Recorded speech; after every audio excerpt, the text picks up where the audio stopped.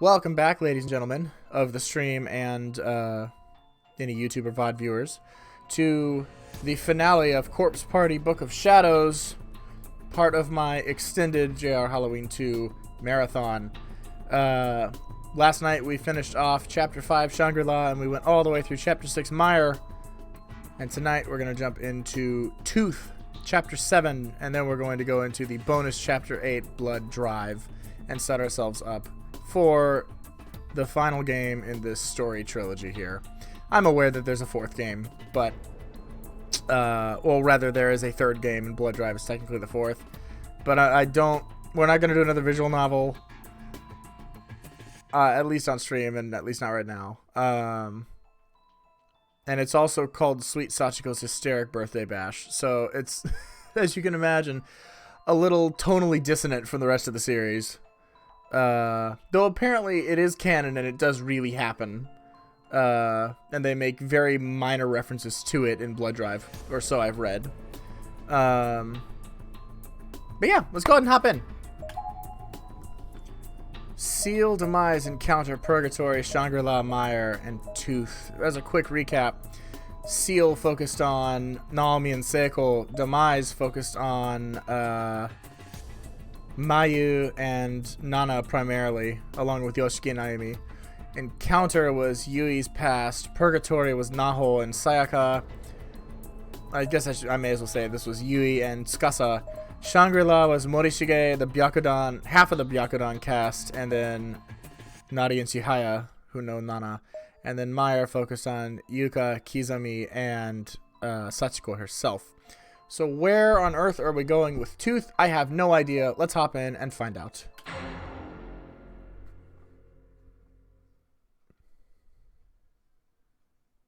Byakudan Senior High School Student Council Room, 4:30 p.m. おい生徒会長、明日だぞ。ん？何がだ？蹴り入れていい？却下。何があるんだ明日。こら！生徒会室で暴力行為は禁則と定めだろう。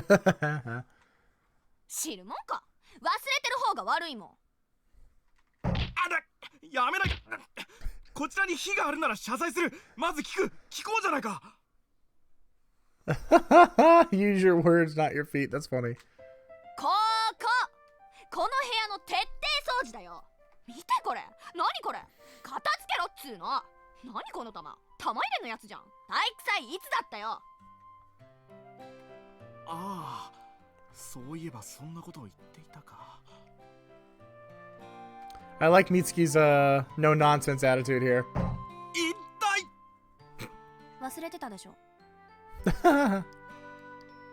いや、記憶はしていた。僕も美月の意向には。普通に喋れ。ああ、忘れてたさ。俺だっていろいろ考えることがあって忙しかったんだよ。会長だからって何でもかんでもみんな俺んとこ持ってくるしさ。悪かったな。うん、許す。なんだ。初期としての進言です。たまには言い訳くらいした方がいいよ。男らしい生徒会長もかっこいいけどさ。美月。だが戦線離脱は許さないからな。逃げられると思うなよ。She reminded me just there of a certain character from a totally different thing. わかんねえやつだな、ともひろ。ミンコは俺の嫁だっつってんだろ。いや、譲らないぞ。涼介にはナナさんって人がいるだろ。ダマタとかマジないわ。Nana? We talking about Ogasawara Nana or someone else? バカ。3人からモテて初めてリア充だろ。上皇。No, they're talking about that dating sim. 楽しそうだね、それ。ゲーム？おお、山本。お前もやる？タッチペンでグリグリしてチューするゲーム。女の子3人と付き合えるぜ。何？ハマるのはいいけど一人に絞れ。いって。Ah! あんたら明日のこと覚えてるんだろうね。何でしたっけ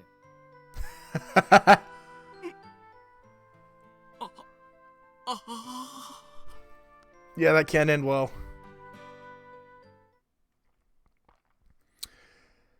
I don't know who I am right now, narration-wise. I had no idea any of this was going on in the student council room that day. Somebody else. I had other things on my mind, specifically a certain boy. Byakudan Senior High School Class 2-4 after school. Who are we? Ah, there we are. My name is Kirisaki Toko. Oh, right, we heard her name earlier. I'd been waffling for quite some time on whether or not to say anything, but finally I decided to bite the bullet and ask his best friend, Kurosaki. Oh, no. Oh, no, no, no, no, no, no, no, no, no, no. How hard is it to say Byakudan instead of Byakugan? Because I keep wanting to hear that. Not very, actually. Byakudan, rolls off of my tongue a little more naturally than the Gon sound does for this one. Does Byakugan... What is Byakugan? That sounds familiar too for some reason. Also, how are you, Amanda? How's your night going? How was your day? By the way, best friend Kurosaki means that we're probably talking about Kizami Yuya. ねえねえ、ゆうやってさ、彼女いるの？ Yep. あ、いや、あいつ今フリーだと思うの？ Because I don't realize he's a sociopath and probably wants to kill me. 狙っちゃおっかななんて。 Wow, how forward of you. マジ？おお、いいじゃん、応援するよ。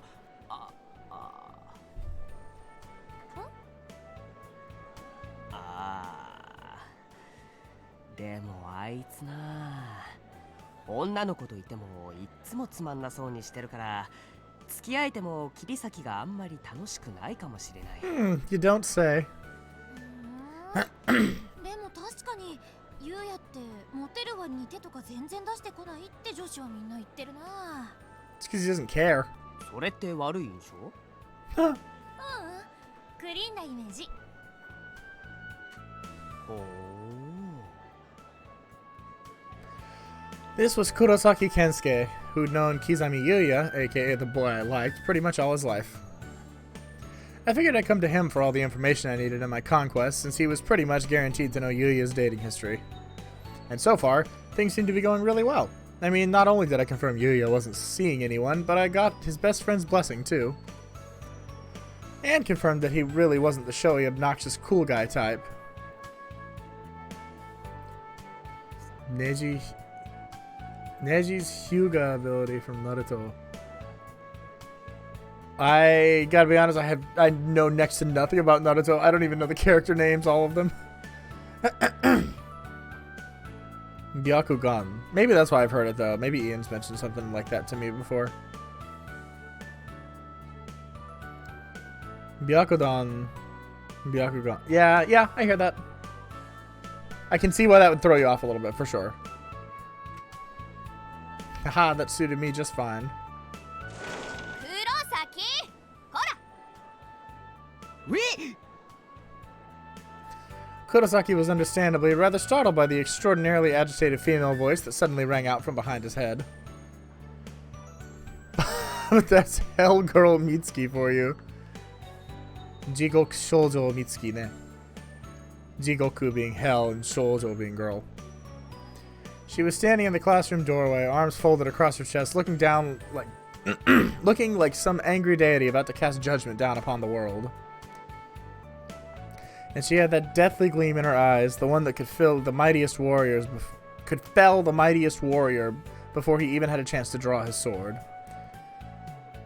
It's inherited through the family clan, and I've been doing alright. Just a day of doing nothing. Hey, you know what? You need days like that sometimes. I'm glad you got a chance to just kind of relax and recharge some. 今日は生徒会会室の徹底掃除するから来なさいって言ったでしょ。 Huh? いや、俺今日部活だって言ったじゃん。おいフクロイな。逆らうな、もう無理だ。Ha ha ha. ええ Yeah, this was definitely Hellgirl's work. All the complexion was gone from Fukuroi's face. He was a man with a demon on his back. Whip at the ready, fully prepared to bring divine punishment upon all who opposed her. He was right. It was easier just to give in. 面白そう。私も行く。おお、手は多いほど良いぞよ。 Mitsuki then grabbed the nape of Kurosaki's neck and began dragging him out the door in a decidedly painful-looking manner. He was like a teary-eyed chick caught in the talons of a bird of prey, struggling in vain as he was being carried off to meet his grisly end. 俺生徒会じゃないのに。 Wait, then why the hell is he part of this? I just loved watching those boys interact with Hellgirl Mitsuki. I couldn't wait to see more. I didn't even care if I had to clean in order to do it. I was a volunteer after all, so I was pretty much off the hook here. I could follow them at my own pace. No dragging for me.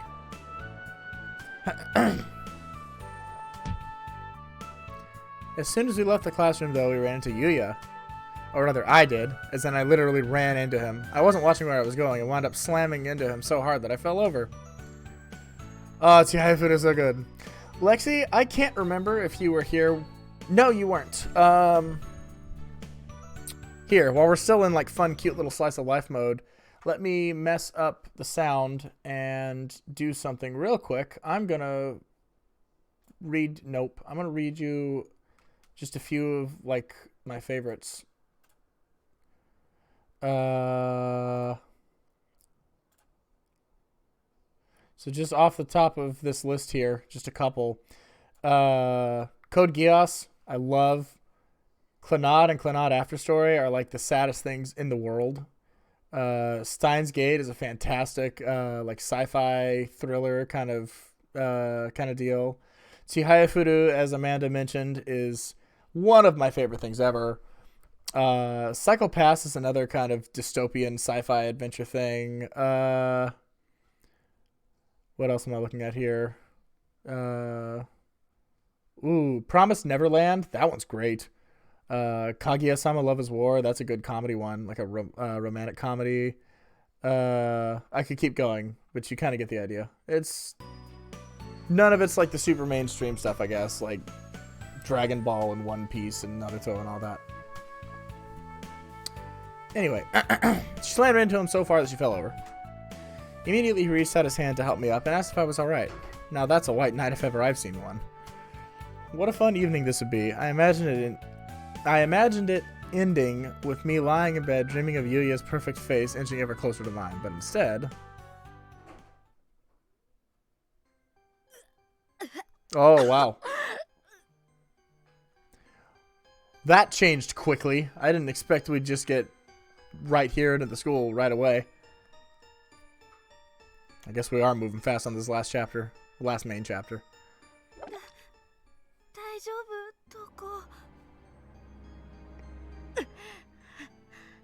So that's Emmy.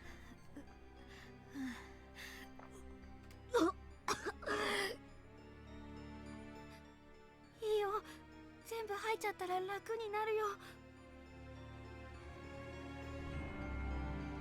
Book of Shadows, Episode 7, Tooth.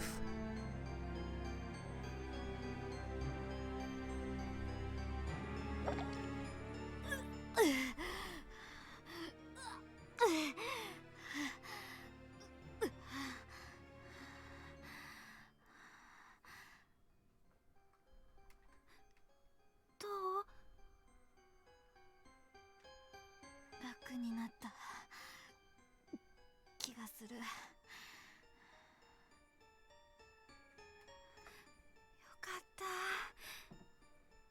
どうする？みんなのところに戻る？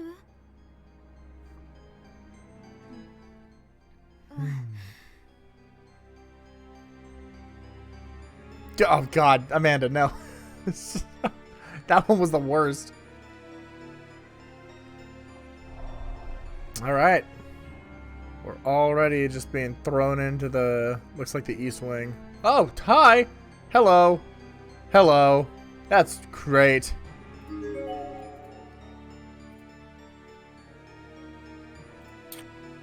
Kamashiro Trade School, Morinaga Tomomi. Even with the knob turned on at full blast, there's no water coming through these pipes anymore. It's a mirror, but it's too cloudy to make out much detail. For some reason, the air around this spot seems unnaturally chilled. It would probably be best to keep your distance. Stall doors seem to be stuck and absolutely will not open anymore, but I was just in there. Maybe the lock somehow got jammed when I left? Nope, we're in the main building. We are not in the East Wing at all. So that's our character, Tolko, right now. She's the one with shorter hair. Alright, well. No idea what we're doing, but how is she already 8% darkening? Darkened? I don't know. Let's just explore the blue rooms and see where we can go. Oh, nope. Yikes.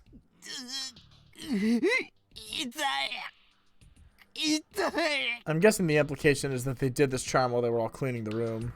Who's this dude with red hair? We saw him flash up at the end of Kizami's monologue last night. Katayama looks like he might have lost a leg. Ryosuke!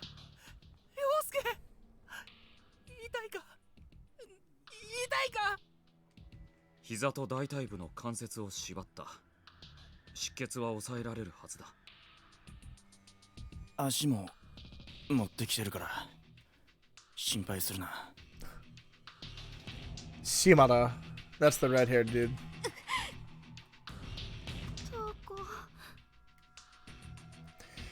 We were in an old-fashioned, run-down, and probably condemned school building. None of us knew how we got here, nor even where here was. I just emerged from the girls' room with Emi after losing my lunch where Yuya, Okawa, Katayama, and Shimada were waiting. The whole hallway was an absolute bloodbath after what had happened. Poor Katayama walked right into some kind of booby trap and half his right leg was lopped off from the knee down. It looked excruciating. Piano wire? How is somebody supposed to handle a situation like this? Why did this have to happen at all?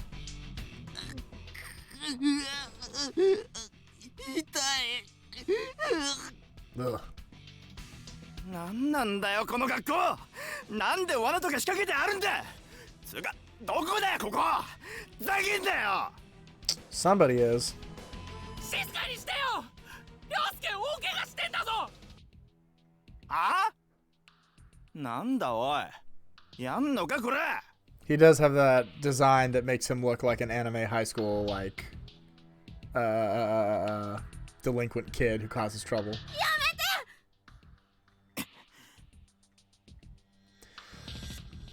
This is what tagging along with Mitsuki and the others got me. I thought it was going to be a laugh.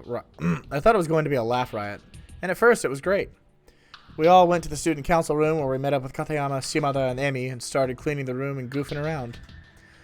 And then when we were done, Emi suggested we all try out this new charm she discovered on the internet. She's nuts for that kind of stuff. She took out this simple white paper doll and we were all kind of fascinated. So we did as we were instructed, and then suddenly everything went dark. There was a violent shaking and then we were here in this old schoolhouse. No explanation. とにかく出ようよここ。みんなで一緒にここを出よう。喧嘩に行こう。片山は俺が背負う。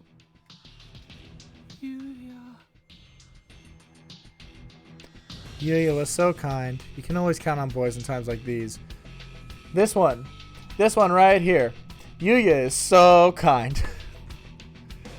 Still, there was a potential problem with this course of action. 待って。でも今みたいな罠とかさあったら危ないよ。人を背負ってたらとっさに動けないし。だけど。 What do you propose? Just leave him, Toko? だからまずは外までの道の安全を確保してから片山くんを連れに戻ってきた方がいいと思うんだ。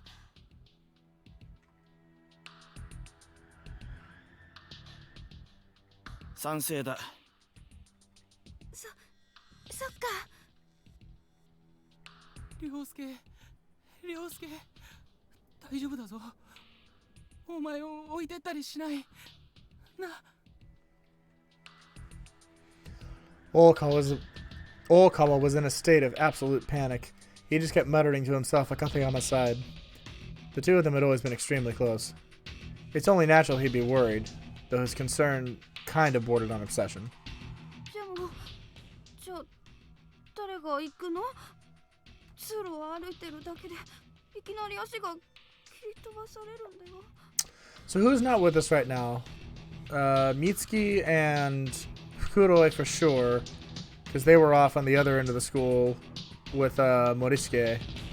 And then Kurosaki, whom they saw for an instant and then never saw again, but we know his ultimate fate. お前今玄関行こうっつったじゃねえか。行ってこいよ。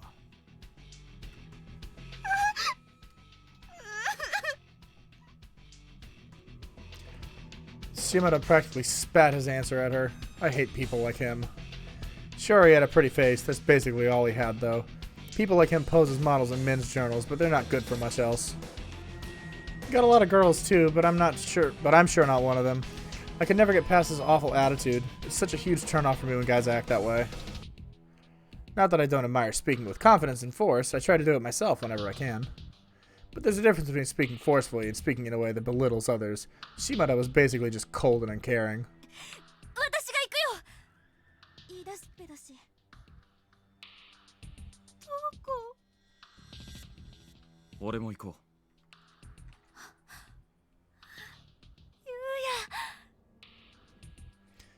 What a difference. Like night and day. Kind, thoughtful people like him don't make flippant remarks. They just man up and get stuff done. I was crushing on him harder than ever, because now, not only did I think he was both cool and hot, I also gained a ton more respect for him. 大人数で行く必要はない。行くなら、あと一人くらいだ。どうする？ Why don't we take Emi, and not Shimada? Dead silence. No volunteers, huh? Everybody just looked at one another, then looked away as if they were ashamed of themselves. 俺はどうしよう、涼介。寂しいよな。He was frantically shifting his gaze from one person to another. I'd never seen him so on edge before. Finally, the silence was broken by a loud, shrill male voice. Definitely not who I would have picked. くそ、俺が言ってやるよ。お前はここにいろ。Yep, Okawa is the one that helped Yoshiki out of Yoshikazu's den in the first game. Yes. It's also his chapter that spoiled the Sachiko reveal, so that was cool. いいの？女子の桐崎さんが行くって言ってるのに。俺が行く。ヘタレはここで待ってろ。邪魔になる。I'm so glad we're stuck with this guy. わかった。俺は涼介についてるよ。頼む。じゃあ行こう。急がないと片山マジで危ないし。どうこ気をつけてね。うん。Was I scared? You bet I was scared. But in a situation like this, everybody has to work together. And as long as I had any willpower left in me, I wasn't about to give up. Plus, it didn't hurt that Yuya was with me, so I knew everything was going to turn out just fine.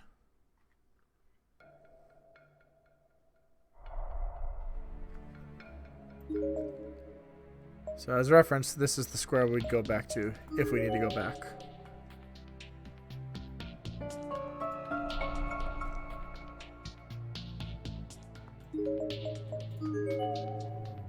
Alright. One more trip through Heavenly Host. At least from this perspective. We get in the lab.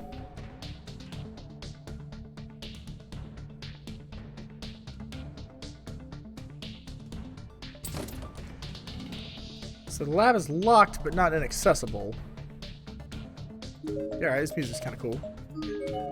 I wonder if Mitsuki gets a portrait. I don't think we've ever seen Mitsuki. I'm sorry, not Mitsuki. Toko. Oh, is this the girl that Mayu covered? Newly deceased corpse. Onda Megumi. Karasuyama High School, I believe that said.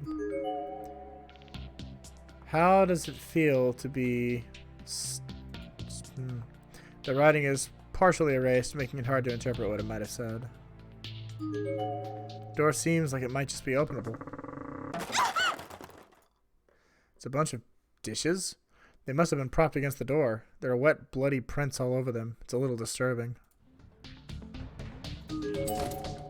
Door is closed up tight, it won't even budge. Okay, so that one probably doesn't open. Though that is the first door like that we've been able to interact with, so that's interesting.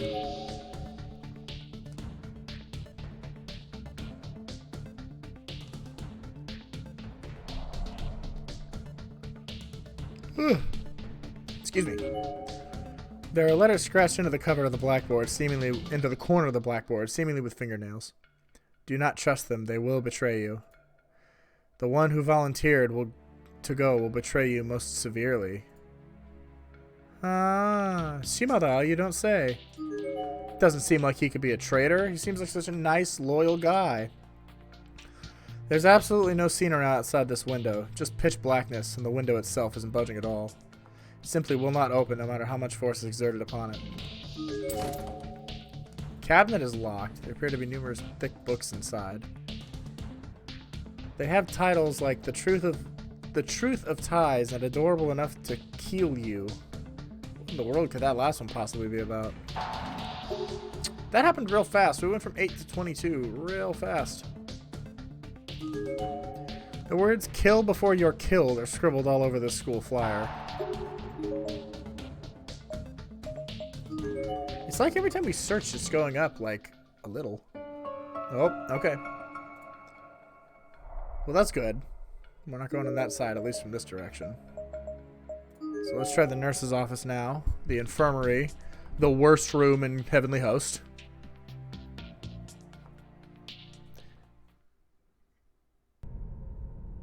The word infirmary was written on the plate above the door. Somehow the room just felt like it would be deserted. I was oddly confident about that. Not sure why I felt that way, to be honest. But for good measure, I shouted, "Is anybody in there? Darika iru no ka?" We still hadn't found Mitsuki after all. Or Fukuroi? I didn't hear her call back, though, so really we had no business in this room whatsoever. Wait, was that a key sticking out of the lock? Who would have locked the door, but left the key? What would be the point? お、なんだこれ。扉に鍵刺さってるぜ。何してんの？中に化け物でもいたら大変だろ。出てこれないようにしてやった。その鍵どうするのよ？俺が持っとくよっと。危ないな、投げないでよ。キャッチうめえだろ。まだ高く投げられるぜ。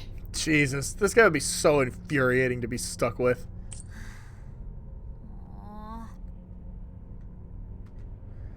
Pain in the ass.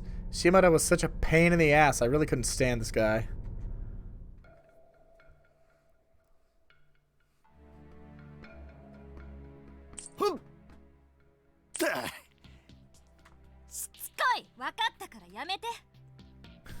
Huh. ここ天井高えな。よし。ふっ。ああ、どこ行った？ Good job.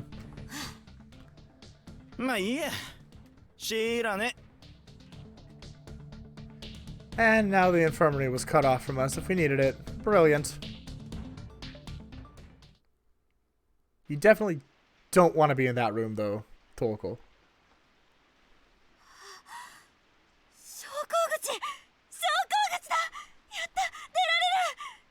Not that easily.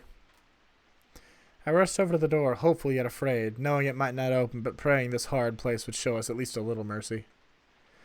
Gingerly, I raised my hand and pushed on it, and it swung open without even the slightest hesitation. Okay, that's absolutely not what I expected. It seemed almost too easy. We have never been outside on the grounds of Heavenly Host before. Oh, this is weird. I love it. It was unnaturally dark outside, though, and the rain was coming down so hard that peeking my head out for just a moment left my uniform completely soaked. Shimada pushed past me, throwing the door open even wider with his usual lack of regard for anyone and anything around him. My clothes went from soaked to drenched in a matter of seconds. If I were to actually walk out into it, I feel like I'd drown. なんだこりゃ。真っ暗だぞ。森？ひどい雨。こんな中外に出て行ったら服びしょ濡れになりそう。 Also, Yuya's been awfully quiet this whole time. そりゃ見てみてえな。けど外に出られることは分かったね。片山たち連れに戻ろう。ね、ゆうや。 Despite our having found a way out, Yuya's demeanor hadn't changed a bit.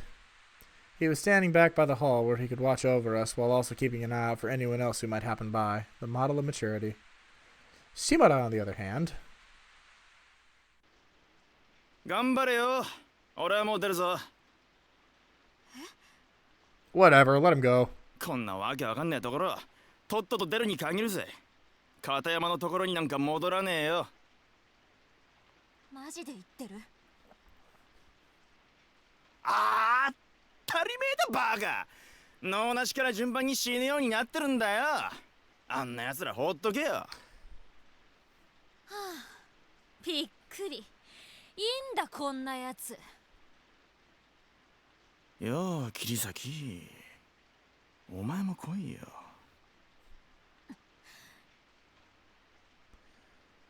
The tone in his voice said it all. He'd hit the ultimate low. After abandoning his friends to save his own hide, he was now basically propositioning me. お前には死んでほしくないんだ。前から大事に思ってたからさ。With an obviously rehearsed and truly sickening pickup line. He really was the slimeball to end all slimeballs. 信じらんない。何お前、こっち見んなよ。 Couldn't believe he had the nerve to pull something like this. I felt like that may have been the first time I'd ever truly yelled at someone. I was absolutely livid. And he wasn't even done. No, he still had plenty of salt left to throw in the wound. うるせえブス、調子乗ってんなよ。せっかく行かせてやろうと思ったのによ。後悔しろや。死ねえ。こいつマジ切れる。行こう、ゆうや。 My head was swimming. I was scared, I was angry, I was sad, every negative emotion brought to the forefront and every positive emotion pushed away. I didn't look back. I just turned away from Shimada, walked over to Yuya's side, and continued past him into the hallway. Yuya had been watching all of this unfold from the other side of the room, and for a moment he just stood there, staring blankly at Shimada. あ？何見てんだよ。消えろよ、能面野郎。 This won't end well for you. Shimada then drew a large knife from his breast pocket. Its tip struggled to glisten in the dull light of the room, but it did ultimately succeed. That is such a great description. Oh, wow. I love that. He began waving it around like a dumbass, probably thinking it made him look more menacing. 見ろよこれ。昨日買ったんだよ。使えそうだろ？いろいろ。お前は本当に面白いな。First thing, that's the first thing that Yuya said in a while. あいつ女10人くらいいるんだよ。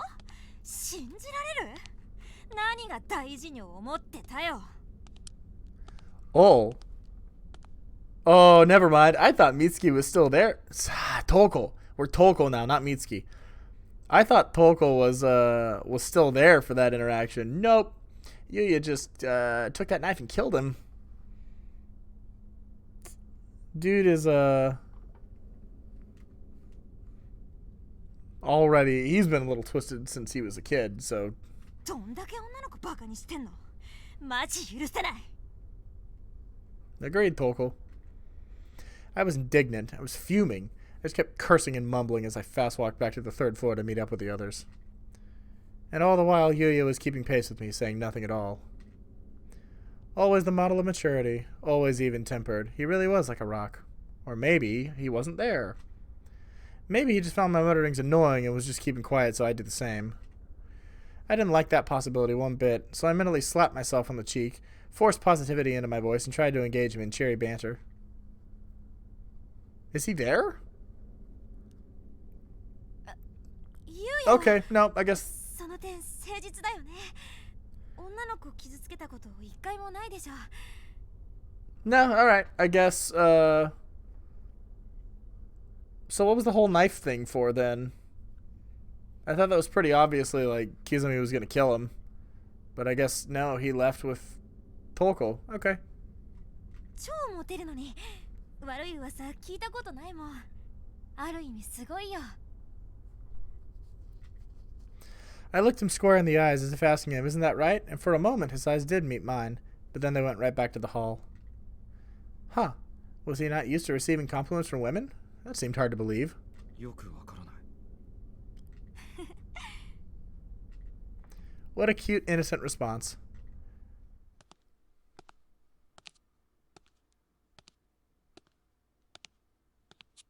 Boy, we're taking our sweet time, aren't we?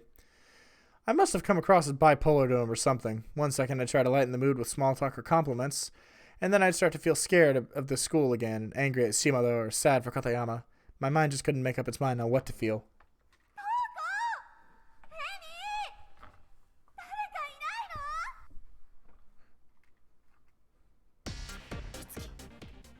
Mitsuki だよね。今の声。下の階だ。 Mitsuki's voice echoed up from below, but our friends were waiting for us above. For a moment, I wasn't sure which direction to go, but only for a moment. The fact is, our friends were very, very, very close. So close that it would be foolish to not go tell them what was going on before chasing after Mitsuki. 急ごう。エミや片山たち連れてみんなで下に行こうよ。 Yuya just nodded and began running up the stairs, and I was right behind him.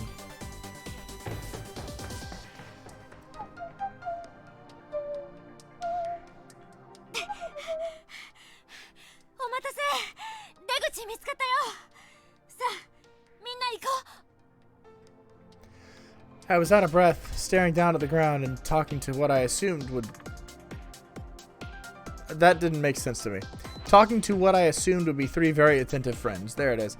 I was out of breath, staring down at the ground and talking to what I assumed would be 3 very attentive friends. But then I looked up. Oh no, the triumphant music faded. They were all there, but there was no immediacy, no urgency on anyone's face.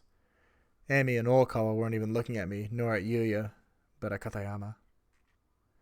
They were fixated on his face, and each bore a sad, hopeless, empty expression, and they certainly weren't about to get moving. There was a general heaviness in the air. Something was very wrong. I reached out gently, and I gently reached out my hand and touched Amy's shoulder. どうしたの？どこ？ Uh-oh. 片山くん、どんどん衰弱してる。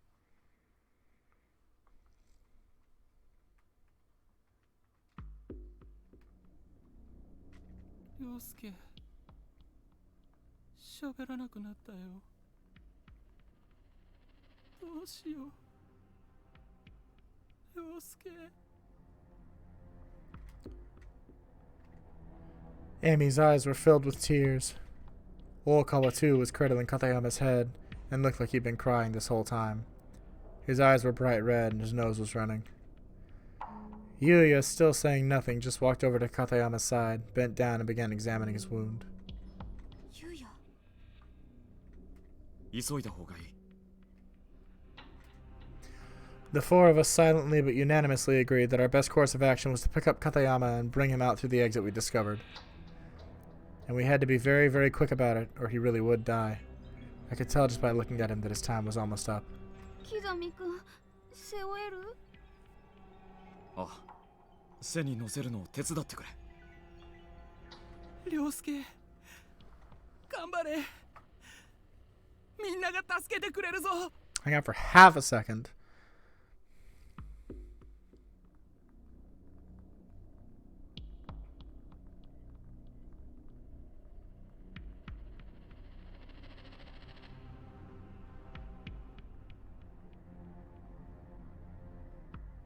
All right. Well, this was oh God. As this was all going on, I had that nagging feeling like I was forgetting something. Mitsuki. Of course. Mitsuki. We had to go find her. We couldn't just leave her behind after all. ゆうや、どうしよう。私2階ちょっと見てきていい？美月の声が気になるんだ。遠くに行っちゃったら。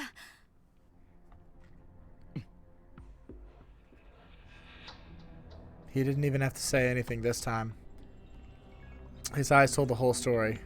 Got it. I know I can trust you with this task, they said. And that was enough for me. I shot off down the hall like a bullet. I was determined to find Mitsuki and rejoin everyone en route. I hurried down to the second floor. But Mitsuki's voice kept coming from even farther down. I'd have to keep... Oh, it was coming. It was still happening. But Mitsuki's voice was coming from even farther down. I'd have to keep going to the first floor ahead of the others. And there she'll probably find Shimada, I'd guess. Oh, nope. Alright. So let's just go downstairs, huh?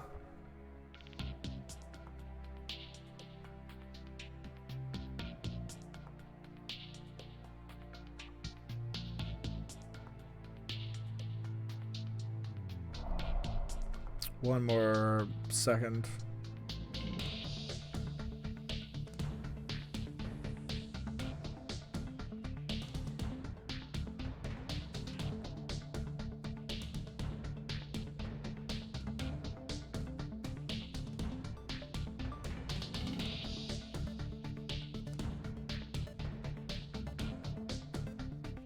Okay. Sorry, we're good. Well, let's go see if... Let's go see if Shimada's over here. And then we'll keep looking for Mitsuki, probably a little deeper in. Actually, Mitsuki's over in the second wing. I know that. I'm pretty sure. Nope, no Shimada. I guess Yuya didn't kill him.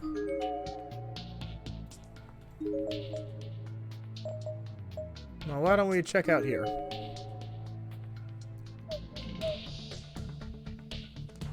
っき美月の声が聞こえた場所から考えると、これ以上先だと聞こえないよね。戻ってみよう。 Alright, good. Good. Well, then there's no point in going that way, so let's come back here. Start with this end. さっき美月の声が聞こえた場所から考えると、 Oh, not this way either? これ以上先だと聞こえないよね。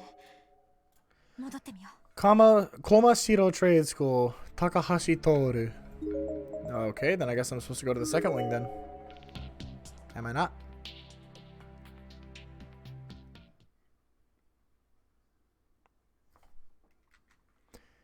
If I kept running in circles like this, I'd never find her. I was in a state of panic, and I was allowing it to steer my path.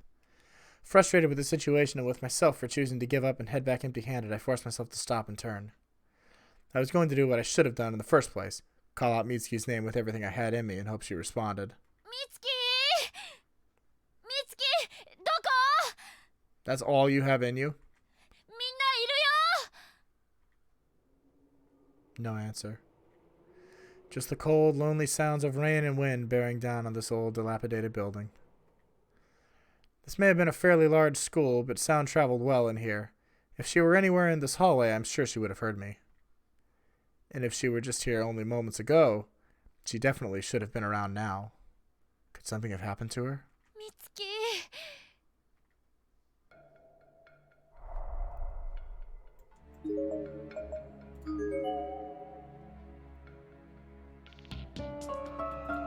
Alright, second wing is frozen.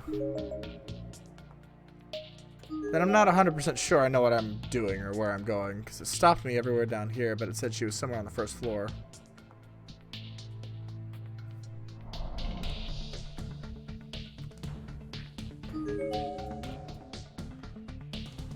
Kurashiki Industrial High School, Omaru Deona. And I can't keep going this way, and there was nothing over here.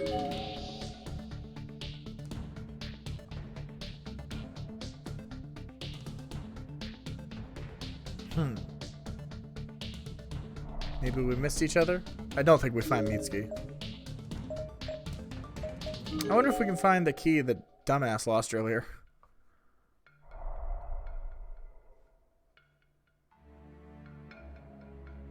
It was somewhere between here and the infirmary itself, so if it's not in the hallway, I don't believe we can find it.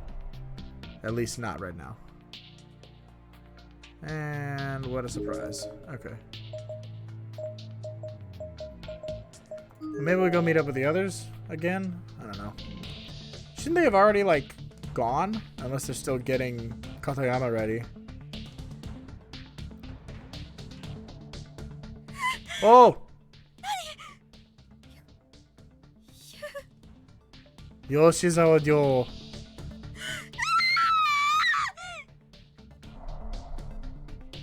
Well, that's our bad ending, is looking at him right now. So never mind.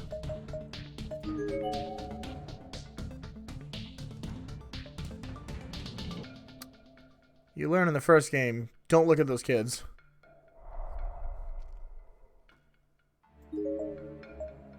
Did we look at 2A? Yeah, we did. Okay, then I guess back downstairs.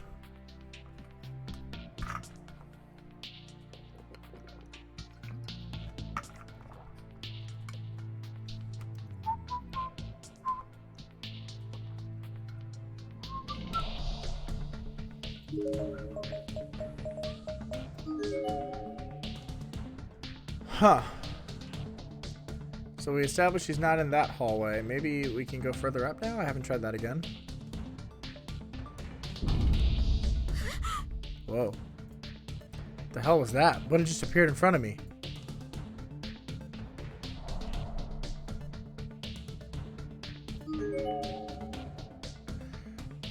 From the looks of it, you're another victim dragged here against your will, no? Well, I'll tell you now. There's no escape from this school. There is nothing to be gained here but despair, though if you've got an iron will, you might be able to survive for a little while at least. Here, you should have this. It'll help keep the wandering spirits at bay, though it only works once. So take it. Get out there and fight like hell. Stay alive as long as you possibly can. The spirit vanished, but lying on the floor below where it had been was a gemstone. Specifically a violet-colored gemstone, probably an amethyst. So I can use that to keep the wandering spirits at bay one time, huh? I guess he meant the full-body ones, or it would have kept him at bay too. Either way, with this gem, I feel like I could actually get back to my friends safely. I was as hopeful as one could expect, all things considered. Amethyst.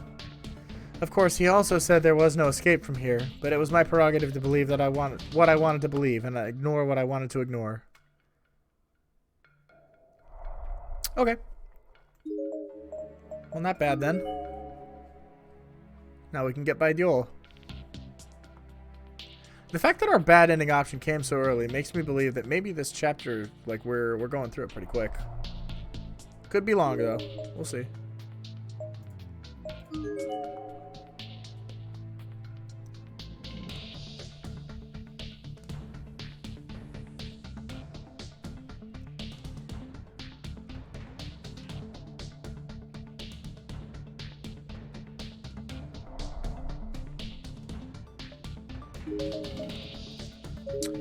Alright, so it looks like I have to interact with Diol here. It appears to be the ghost of a young boy. I held the amethyst in front of me and approached the spirit. And incredibly, it actually worked. Both the ghost and the gem faded and disappeared. The stairwell was now free to be traversed.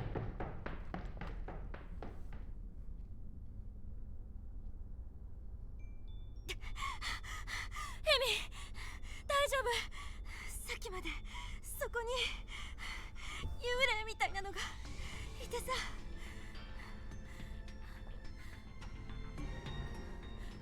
みんなは早く片山連れて出よ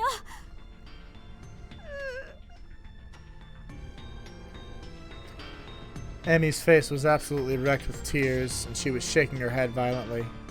She wanted to tell me something, but the words just weren't coming. I had a really bad feeling about this. I ran past her to the bathrooms, to where Katayama was being lifted onto Yuya's shoulders when I left.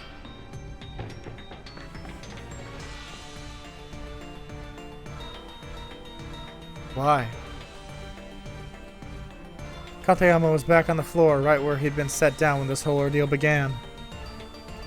Why wasn't he on Yuya's shoulders? What was going on?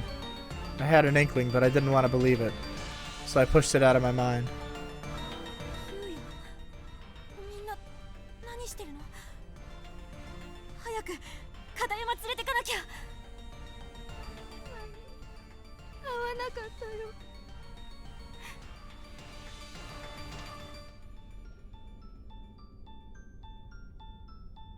さっき瞳子が降りた後、すごい声を上げて、そのまま。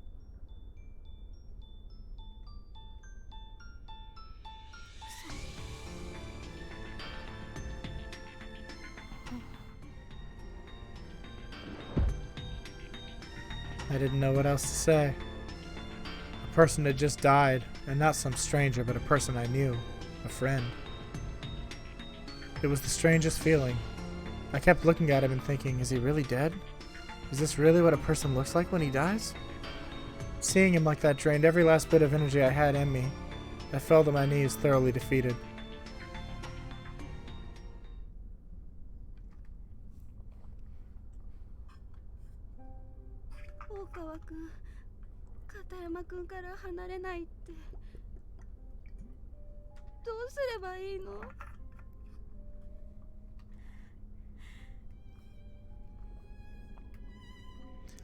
Amy and I stayed.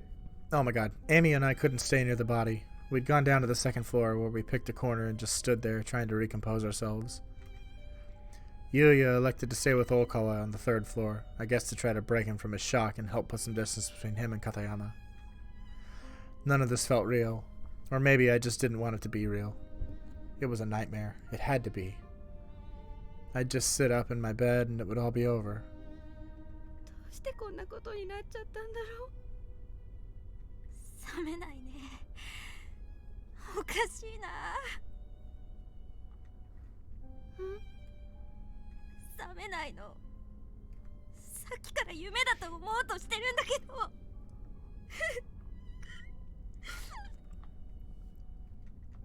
瞳子。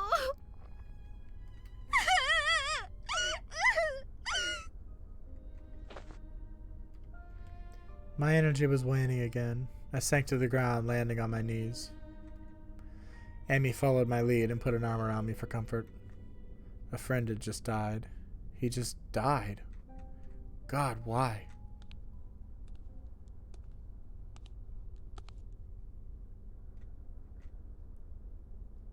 Those are tiny little footsteps.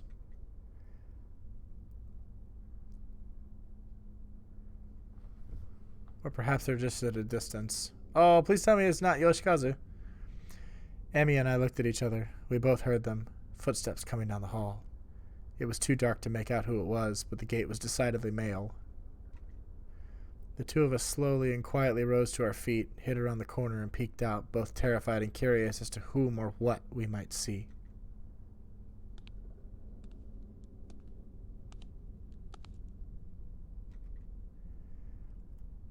There, at the end of the hall, the figure finally came into view. It was a tallish man, unsteadily teetering as he slowly strode towards us. It was Shimada, drenched from head to toe. Shimada-kun! Huh? Amy shot forward, intending to run toward him, but I grabbed her arm and held her back without even thinking about it. She turned and looked at me with a puzzled expression. あいつ、私無理。え、まさか、なんかされたの？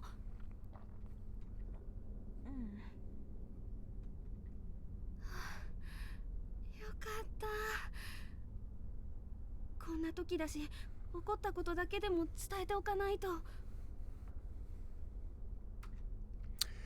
She looked back at me again as she said this, staring right into my eyes in an almost disciplinary manner. It was the perfect guilt stare. I couldn't help but succumb to it, feeling bad for not having filled her in about the Shimada incident.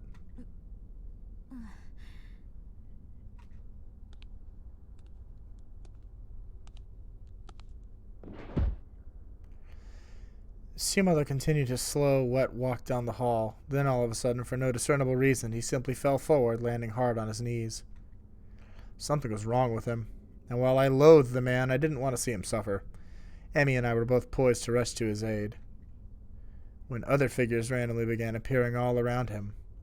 Figures of children, blue and ethereal, shimmering with their own light.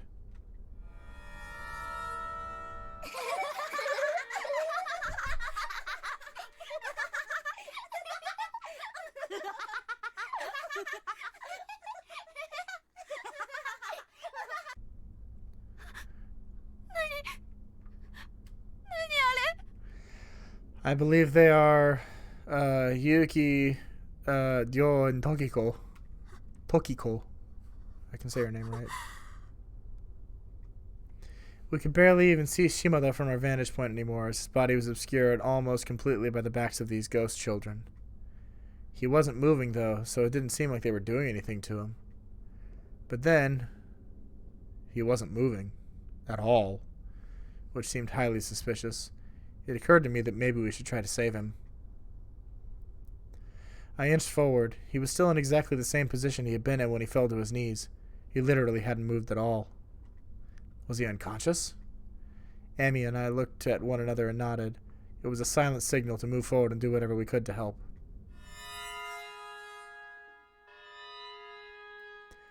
The children vanished as we approached, revealing a horrific sight. Shimada's stomach had been flayed wide open. He was dead. The knife he'd flaunted earlier was jutting from the wound. It was an almost ceremonial death, like that of a samurai who'd thrown himself on his sword.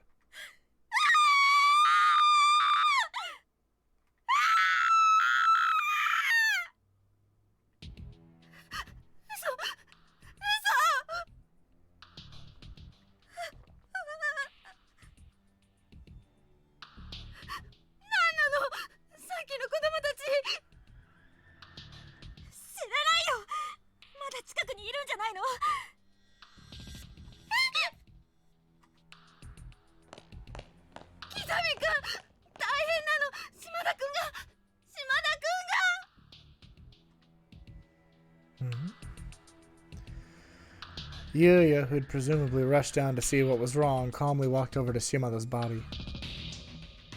He was checking for signs of respiration or pulse. He turned back to face us again a moment later, and his facial expression said it all. Shimada really was dead. I was beginning to lose it. I just couldn't take any more of this. My friends and acquaintances were dying one by one. I guess I should say had died, but it didn't seem like it was over. Not by a long shot.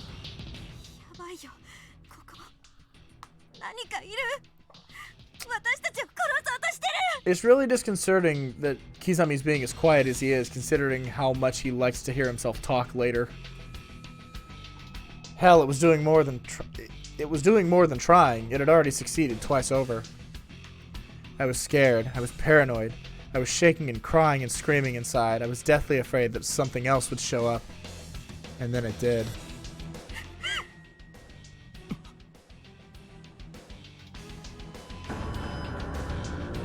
Sachiko. It was a little girl in a red dress standing between us and the third floor staircase. I couldn't make out the expression on her face through her bangs, but I could literally feel the hatred in her eyes as she stared into our souls. Then she turned around and slid up the staircase into the third floor hallway.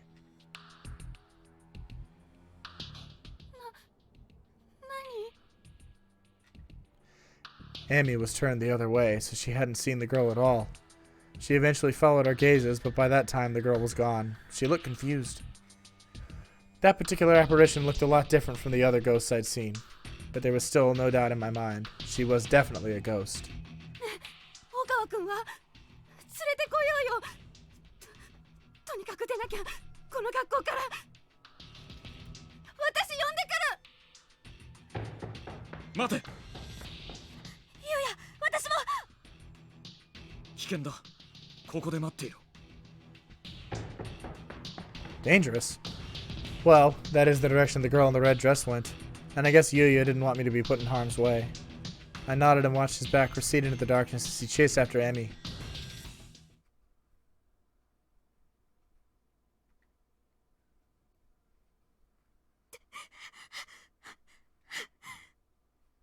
I'm still not so sure that Yuya isn't killing everybody. 落ち着け、トウコ。冷静な心にかなう武器はない。今一番大事なことは何？ Yikes.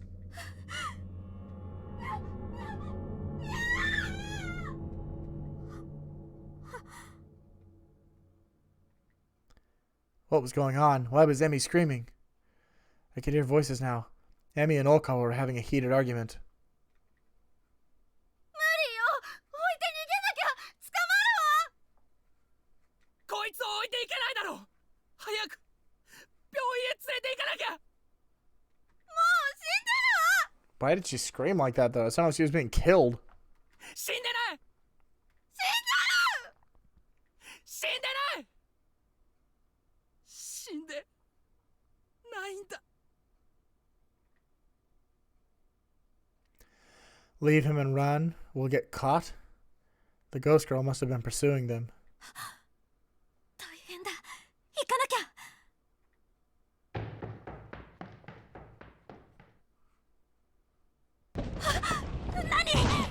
Oh, 人殺し。 I know what just happened. Yep. Oh, that's an image. Katayama's body was sprawled unceremoniously on the landing halfway up to the 3rd floor, along with Olkawa. At the top of the stairs stood Emmy, and in front of her Yuya with an imposing scowl on his face. I didn't understand any of this. What had just happened?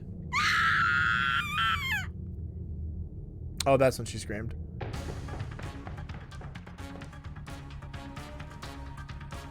Emmy let out another scream and came running toward me down the stairs. I think Olkawa was referring to this exact moment, which is what I assumed was happening, was this is when he kicked Katayama down the stairs. Olkawa then seemed as if he'd fallen and broken his arm.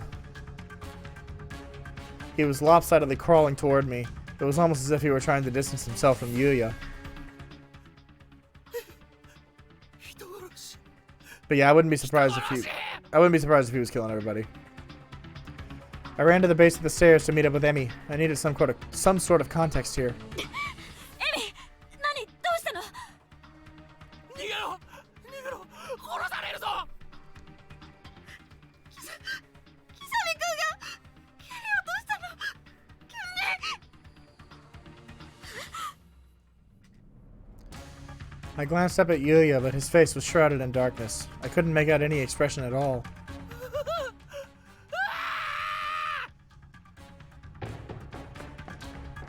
Olkawa seemed to have reached his breaking point. He shot to his feet and took off behind me toward the 2nd floor as fast as he could. Yuya kicked Olkawa down the stairs? Why? 嘘でしょ。 Oh, he kicked Olkawa down the stairs. Slowly, he walked down to the landing. He was neither concerned nor scornful. His face was a blank slate. As soon as he reached my level, he bent down and began fiddling with Katayama's body. Raising the arms and letting them drop, wiping blood from the ears and nose, then looking at it as if studying a specimen under a microscope.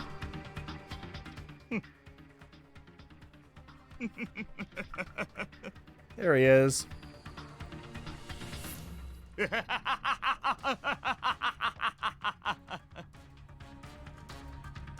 What the hell? He was enjoying this. I finally got to see an emotion clearly written on his face, and it was elation? How was this not some crazy dream?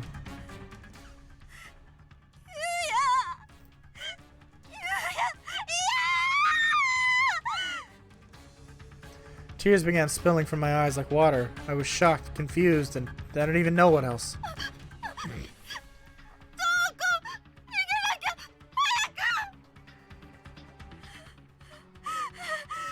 嘘でしょ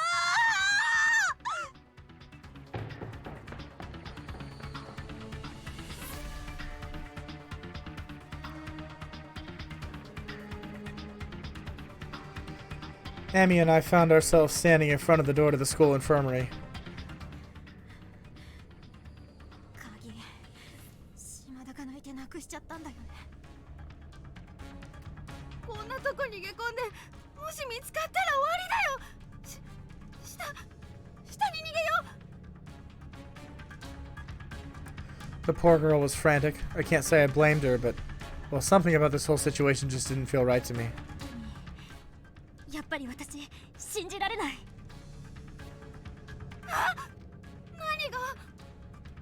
ユウヤがあんな優しいユウヤがひどいことするなんて。だって本当に蹴り落としたのよ。大川を信じられないよ。じゃあ勝手にすればいいよ。もう。 Oh. With that, Emmy pushed me out of the way and ran past me toward the stairwell leading to the first floor. エミ、知らない。私のこと嘘つきだって言うんでしょ。 Oh. And off she went. I was now separated from every one of my friends. But was I really in danger? I mean, I was, but from Yuya? That just didn't seem right. Or more likely, I didn't want to believe it. I wanted to believe that this was all a misunderstanding. My legs were shaking and my head was swimming. I just stood there, unsure of where I should go or what I should do. And then there he was, right behind me. And in his hands was Shimada's huge knife, the one that was last seen jutting from Shimada's stomach. It was still dripping with blood.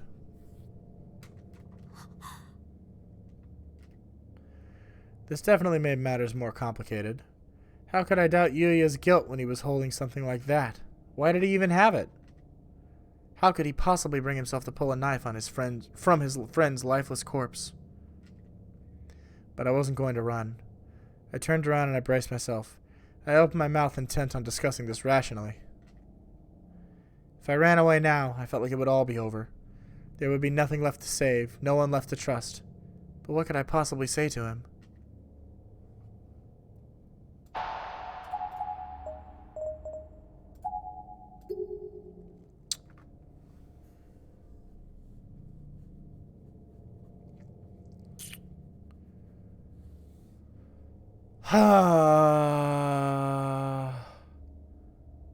Let's try to get him to open up to us and not kill us. My body was still visibly shuddering, and I doubted I'd have much of a voice if I tried talking.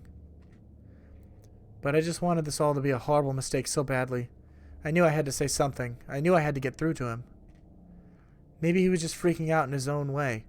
This whole experience had been taxing for all of us, and Yuya's only human. He must have been terrified. And maybe I could help him get through it. Get him to talk about what's bothering him and feel a little better. It was worth a shot at least. Yuya, 大丈夫？桐崎、浦部と大川はどこだ？どうして？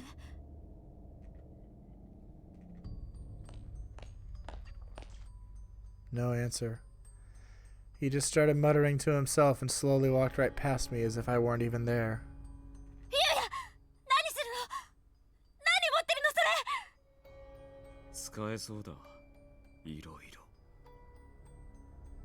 やめて！捨ててよ！ No, I couldn't let this go on. I grabbed him by the arm and just clung to him, putting my full weight on his body to keep him from going any further down the hallway. He was at a crossroads, about to walk down a path of no return, and I wasn't going to lose the kind, considerate Yuya I'd fallen for. Unfortunately, the only tools I had at my disposal for stopping him were my feelings, and those just weren't going to be enough. Oh! Alright. I was so startled that it took me a moment before I had even figured out what happened. 同じだ。ここでは。 That was the first time in my entire life that I'd ever been punched in the head, and he put everything he had into it. この学校に殺されるのも。 I couldn't focus. My brain was still rattling inside my skull from the impact. 俺に殺されるのも。 That is the true Kizami Yuya. The world was spinning. I looked at him with the spasmodic, twitchy, tear-filled eyes. There was no sign of remorse or compassion whatsoever. He looked like a feudal warrior clutching his sword and staring down at his enemy. As crazy as he is, the expression is super well done right now. The area all around my eye was throbbing. It hurt so badly and felt so swollen and sore. I couldn't even imagine what it must have looked like. And he wasn't done with me. He got in closer and closer, grinning unnaturally as he raised his fist for a second strike.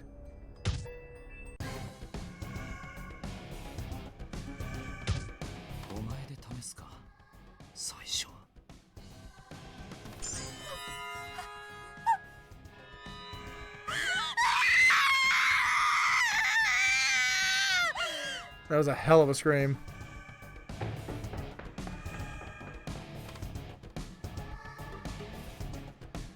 I was running on pure instinct and adrenaline at this point.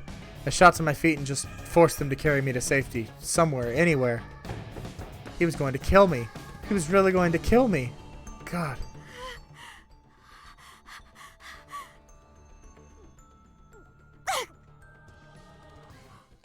I felt something rattling around uncomfortably inside my mouth, so I spit it out into my hand. It was white. A single white tooth with blood-red highlights at its root. That maniac had actually knocked out one of my teeth.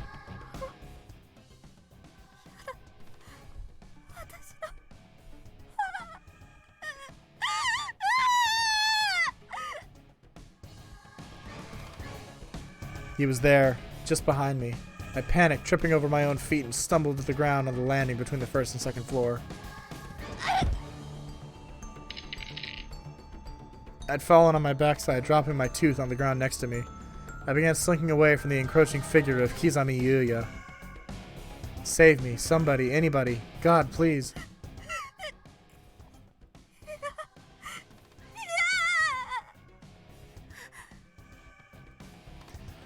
I was scooting backwards across the floor, too stiff, sore, and scared to stand.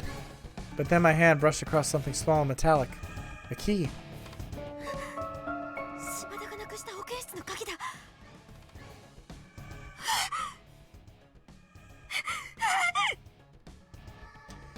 Even with my hand over it, I was shaking so badly that I could barely work my fingers to get a grip. It was the most frustrating feeling in the world, and for a few seconds that felt like hours, I just kept trying in vain to pick up that damn key. Finally, I slipped my finger through the ring. I had it. This was my one and only chance. Scrambling to my feet, I somehow slipped past Yuya and ran back up to the second floor as fast as I could force my shaky legs to carry me. I had the key. I could lock myself in. I could hide in the infirmary. That's the worst room in Corpse Party, though. Kizami didn't pursue. Not right away. He just stood there staring. Staring at the tooth that I dropped on the ground. Staring intently, as if trying to make out what he was seeing. Haka.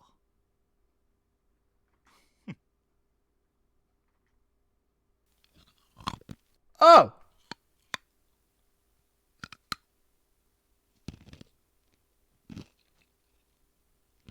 Oh! God!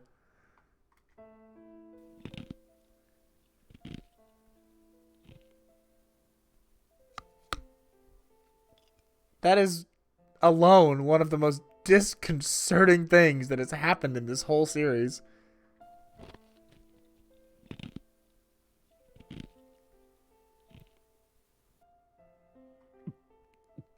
Oh, Jesus, Yuya. Dude, he is so fucked up.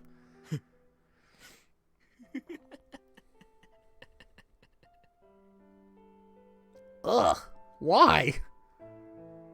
Yeah, agreed, Amanda.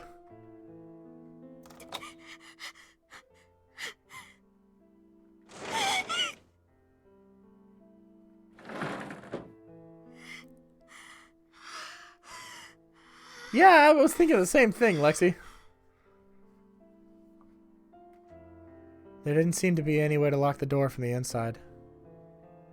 I needed to find a hiding place before Yuya showed up.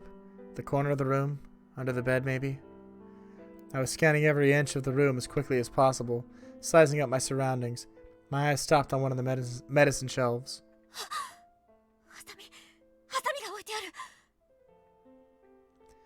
It felt like such a revelation, like the answer I was looking for.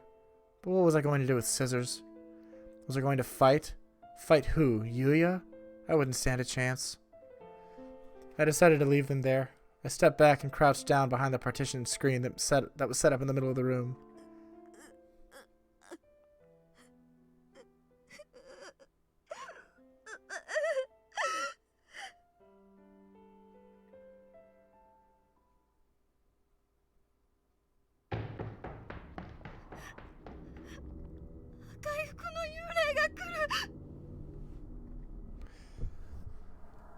I think I'm Yuya now.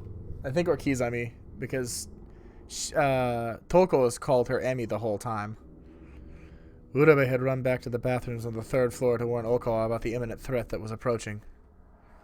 Unsurprisingly, he was still crouched on the ground, cradling Katayama's lifeless head in his arms. And he was still stubbornly insistent that if he were to leave that spot, he'd have to carry Katayama with him.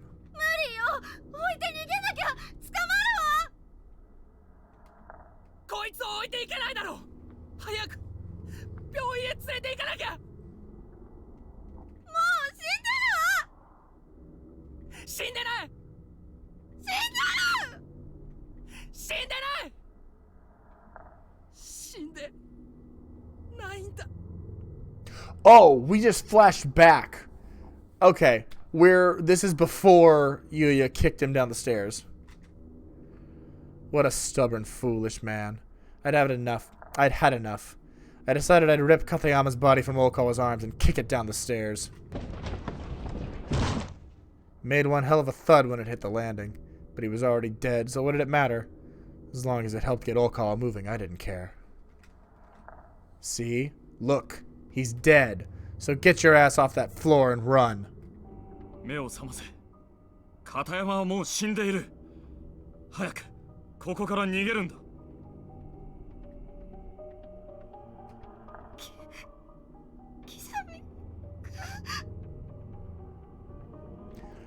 Urabe was looking at me, then at Katayama's body, then back at me, as if she couldn't make up her mind which was more interesting. But why was she looking at me? Did I have something on my face? Okawa, on the other hand, was focused squarely on Katayama. He was trembling all over, but I thought he finally understood. Then he turned toward me.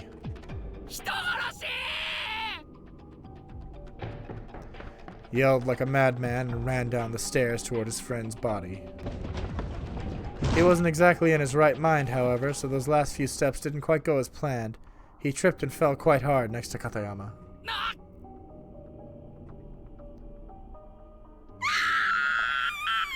So there was a small inkling of misunderstanding, but he absolutely did kick someone down the stairs. It just wasn't Okawa.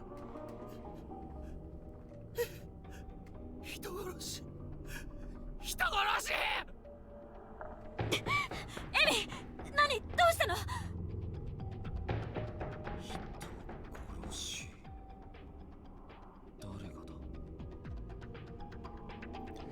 I wasn't the one who killed Katayama.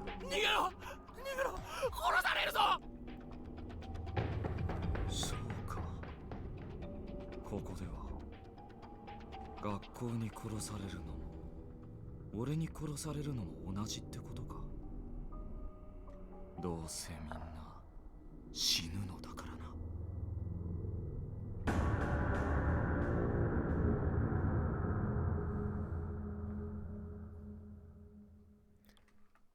Ha. Tooth, an anecdote from Byakudan High. That's chapter 7. Corpse Party, Book of Shadows.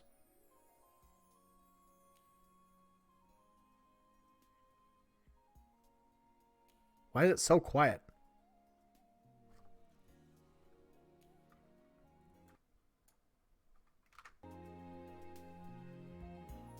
I can't get it any louder than this. I'm sorry. I'll just shut up.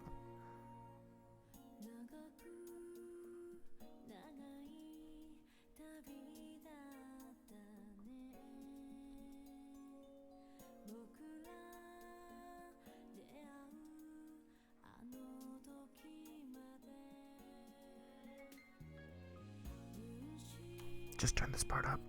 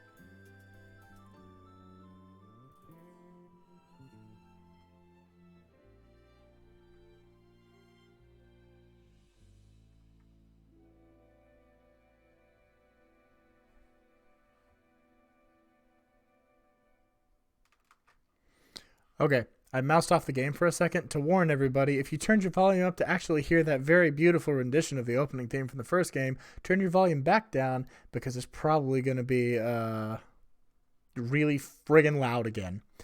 This wouldn't be a Corpse Party game if some of the sound mixing wasn't just god-awful. I need to turn down my OBS capture as well because I jacked it way up there so you could hear the song a little bit better. That was as loud as I could make it. That was as loud as that would go. So I apologize in advance.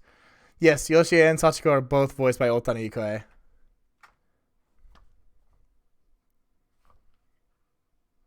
Chapter 7 is cleared.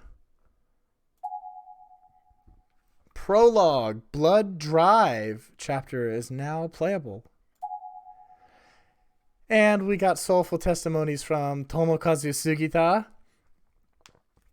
Or rather, Sugita Tomokazu. I've been saying his name like first name last the whole time, if I was doing it the same as the others.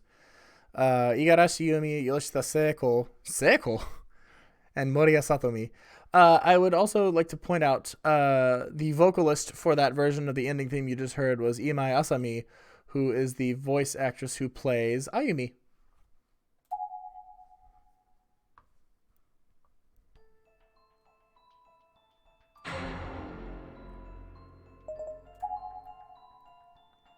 So I believe we're just missing Naomi and Ayumi's now. Yep. We have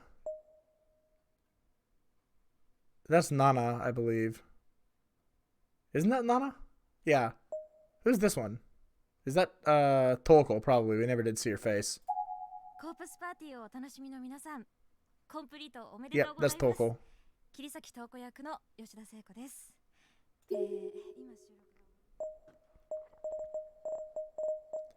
I'm a little curious what he says. Hang on. It's such a like a chill voice. Oh, is he just telling a story? ダークネス風呂になっちゃったの。でも一応部屋の明かりがあるから本当の意味での暗闇ではなかったってね。まあ考えてみれば頭洗ってる時とか目閉じるしダークネス風呂もいいかななんてね。これが入ってみたら楽しい。うん。ちょうど入浴剤の色が真っ赤だったんだね。これがさらに。そうか。ジップロックっぽい。まずいな今ピーってなったな。ビニールで閉じられる袋のあれにゲーム機を入れて。 コープスをやればいいんだよ。誰だってそうする。俺だってそうする。Alright, so they're just like little asides starring the voice actors and actresses. Well, that was interesting. We're still missing Nami and Ayumi. But with that said, we have one more chapter now and plenty of time to do it in. Yeah, that was like an hour and a half to do Tooth.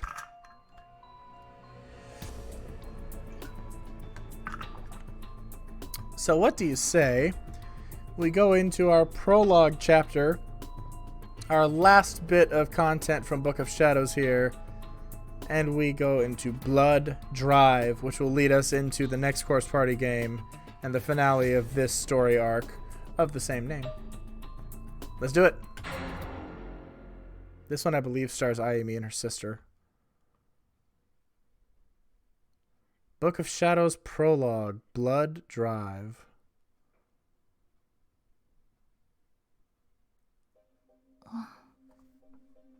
Naomi. でね、うちの子が言うにはさ、あの事件は学校で流行ってる学校裏サイトが絡んでるとかね。怖いわね。Okay, I would also like to set stage a little bit and hope I'm right.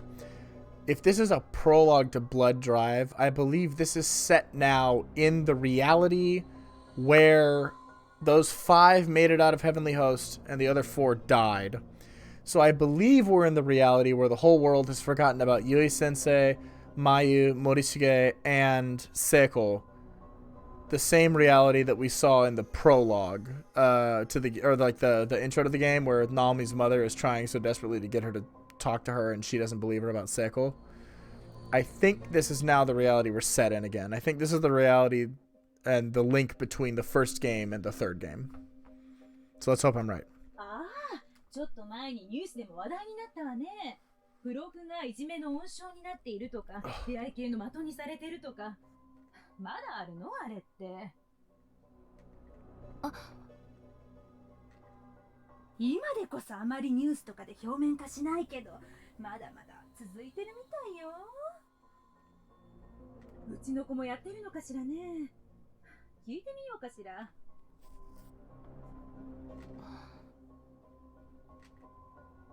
学校帰りの夕方、私はまた来てしまった。目の前に聖子の家のインターホンがある。もうここに来てから1時間以上、ずっと襲うかどうか迷い続けている。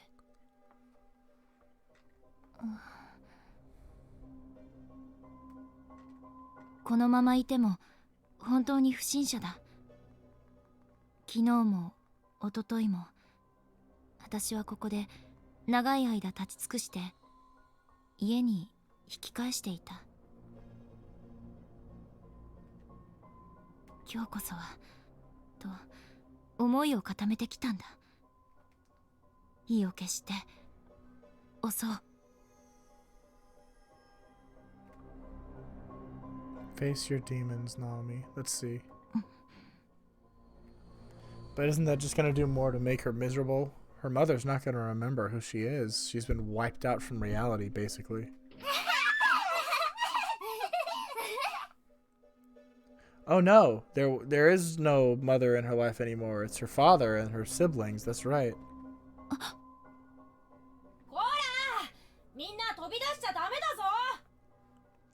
You has to be the one in charge now.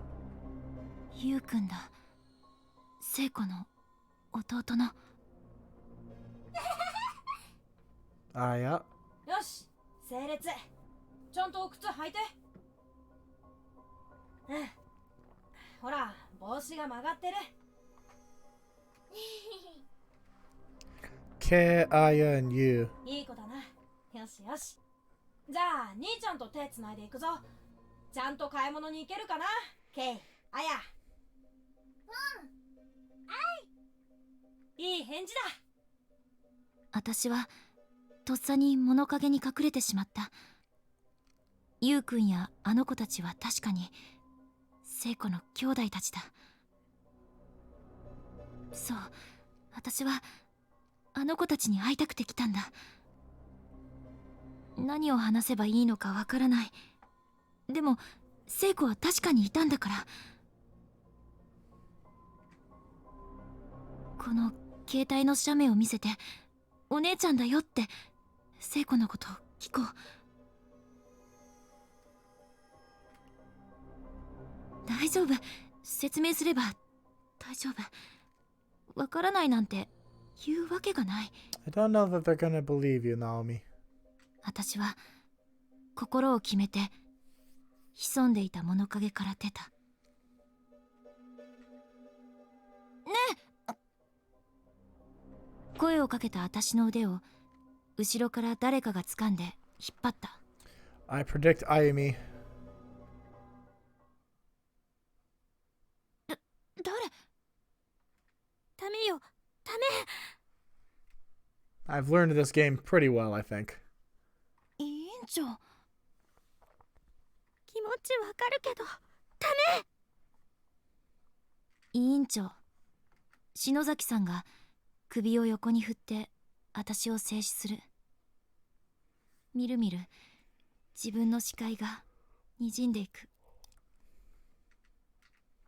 あの子たちに会ってどうするの？分かってるでしょ、結果は。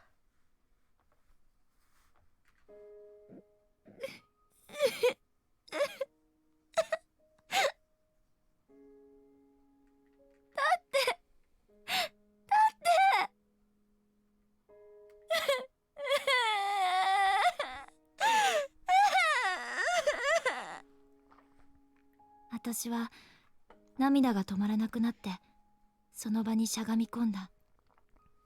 委員長も目に涙を浮かべて私を見つめていた。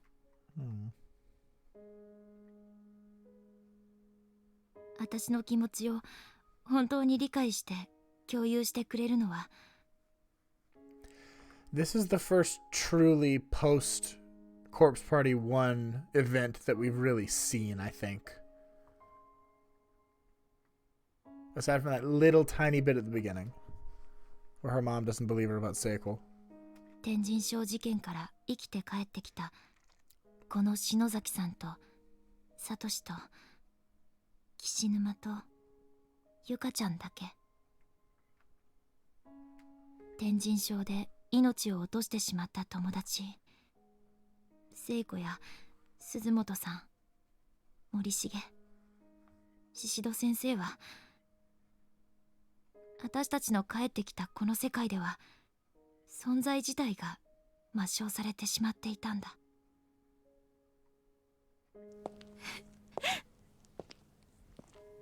中島さん、聞いて。うなだれて打ちひしがれて歩いていた私に、横を歩いていた委員長が意を消したように切り出した。私ね、天神小学校を脱出してからこの半月の間、ずっとあの学校を支配していた篠崎義恵と。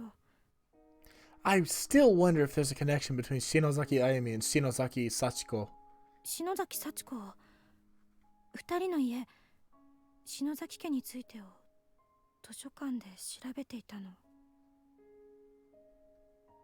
あ、連続児童誘拐殺害事件の新聞記事にはちょっとしか幸子のことは載っていないし、その前の保健医開始事件については地域新聞以外には取り上げられてすらいないから、ちょっと大変だったんだけれどね。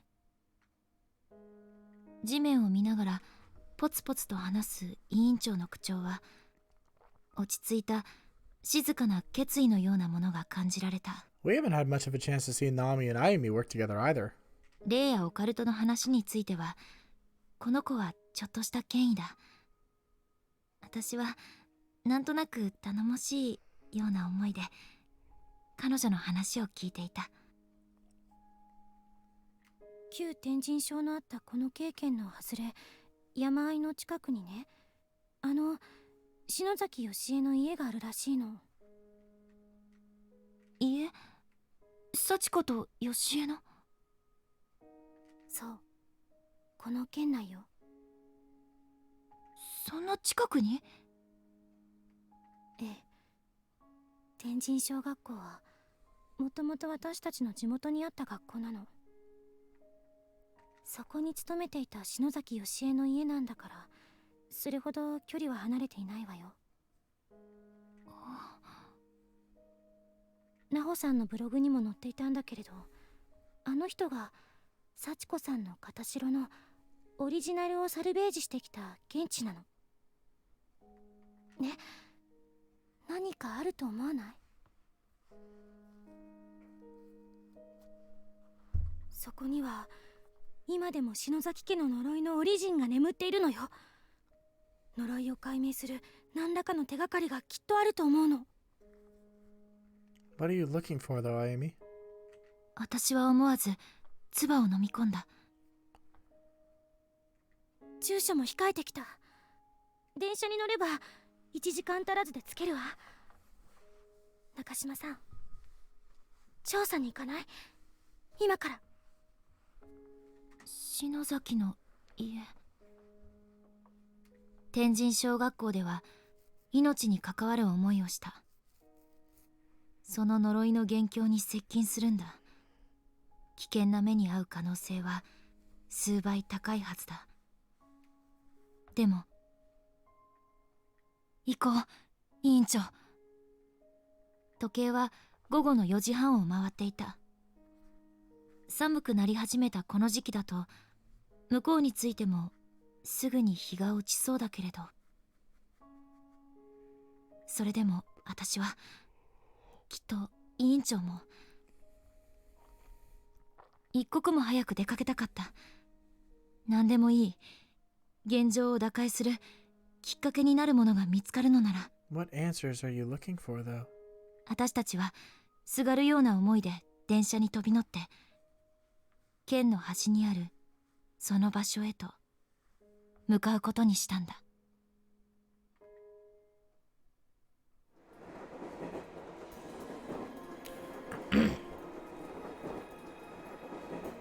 Ooh, this music.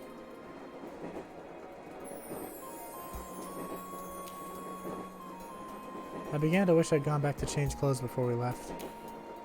But if I'd done that, I'd have to explain to Mom where I was going, and I sincerely doubt she would have been amenable to the idea. I could have always just gone anyway, of course, but then I'd be directly disobeying my mother and undoubtedly making her worry sick about me. Oh, it's the same song. The class rep and I were seated next to each other on a local commuter train I'd never ridden before. There were only 2 other passengers. Much like us, they were simply staring down at the ground and riding in silence, lost in their own thoughts. These last couple of weeks have been brutal. All 5 of us who survived were feeling it. We were more exhausted than we'd ever been in our entire lives. I just realized why I didn't recognize the song. It's because I didn't hear the damn intro. It was so quiet last time.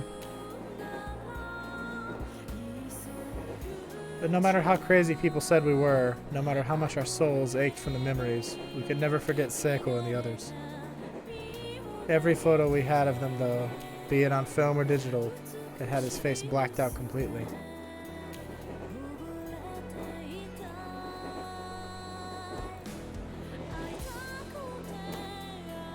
This is Ayumi's actress singing, I believe. And the scariest, saddest thing I could imagine was the passage of time, because eventually I knew I'd have trouble remembering what they looked like. 聞いて。整理するわね。私たちだけは覚えてる。ゆい先生や鈴本さん、篠原さん、森重くん。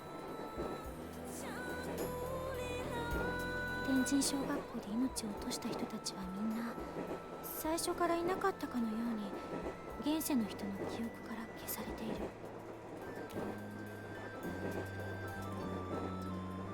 Why was she bringing this up? I just looked down at my knees, trying unsuccessfully to fight back the tears that were welling up in my eyes yet again. だけどこれを見て。ナホの霊界情報局。あの霊能力者の子のブログだね。But her name's still there. Naho's name is still there. Where is it? Is it? Yeah, right there. Look. Sai no ki naho. 何か気づかない？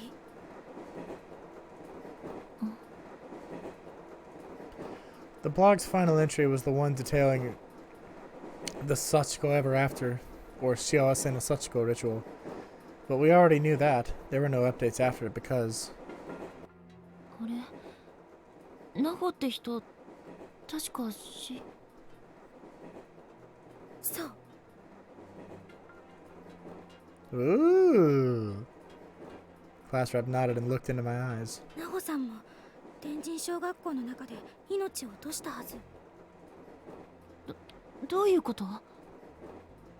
理由はわからないわ。だけどこの通り全ての人が存在を消されるわけじゃないみたいなの。はあ。調べたけど同じようにあの学校で亡くなっていた木引先生の存在もこの世にちゃんと残ってた。 Is it written record, perhaps? Though that doesn't make much sense if, like, digital and photographic evidence of existence can be changed. I was literally on the edge of my seat, leaning in close and hanging on her every word. She flashed me a smile. So the answers they're looking for is a way to restore everybody's memories of the people they lost. It seems.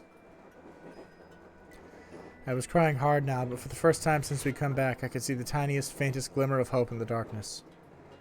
It wasn't much to go on, but it was easily the best news I'd heard in 2 weeks, and it made me feel a lot better about this impromptu trip.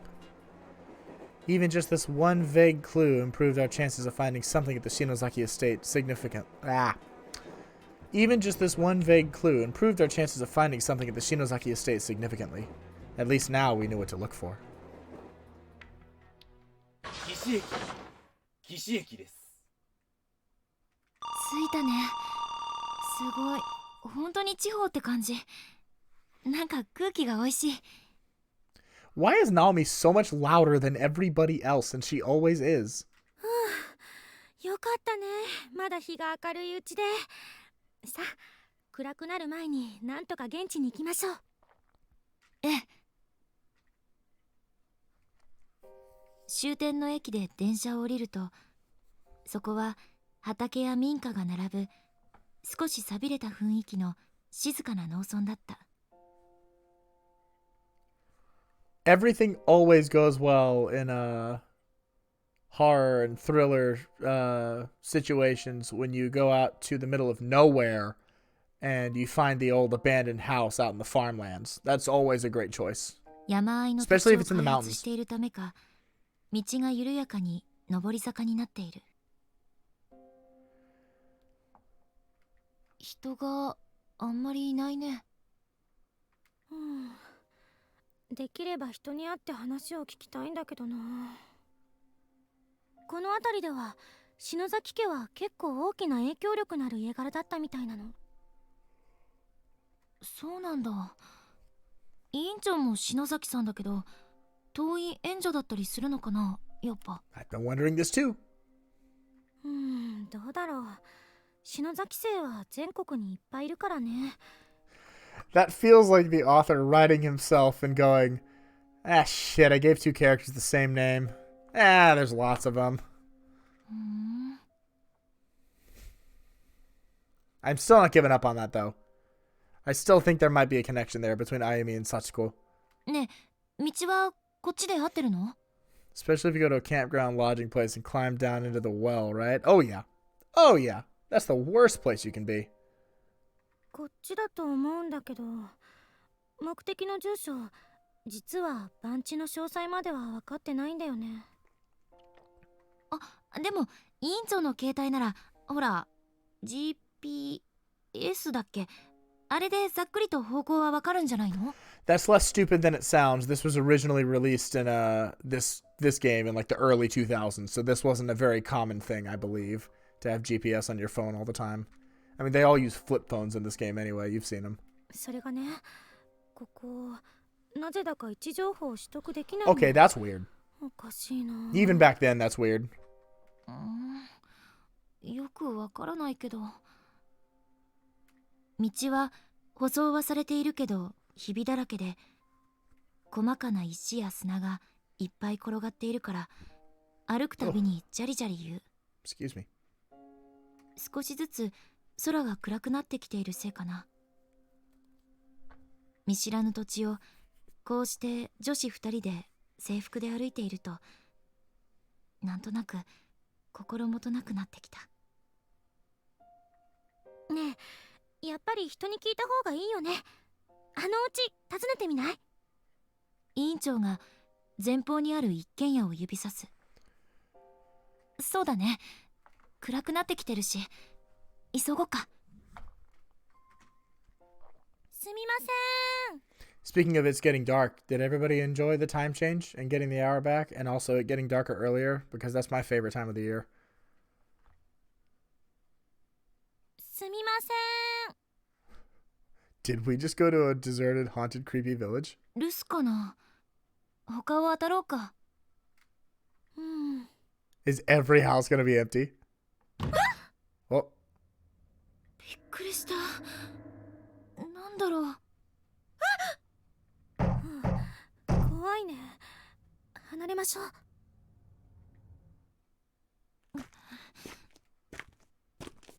なんか嫌な感じだけど、でも場所聞かないことには始まらないからね。よし、あのお家に行ってみよう。委員長は付近にあった青い屋根の民家を指さした。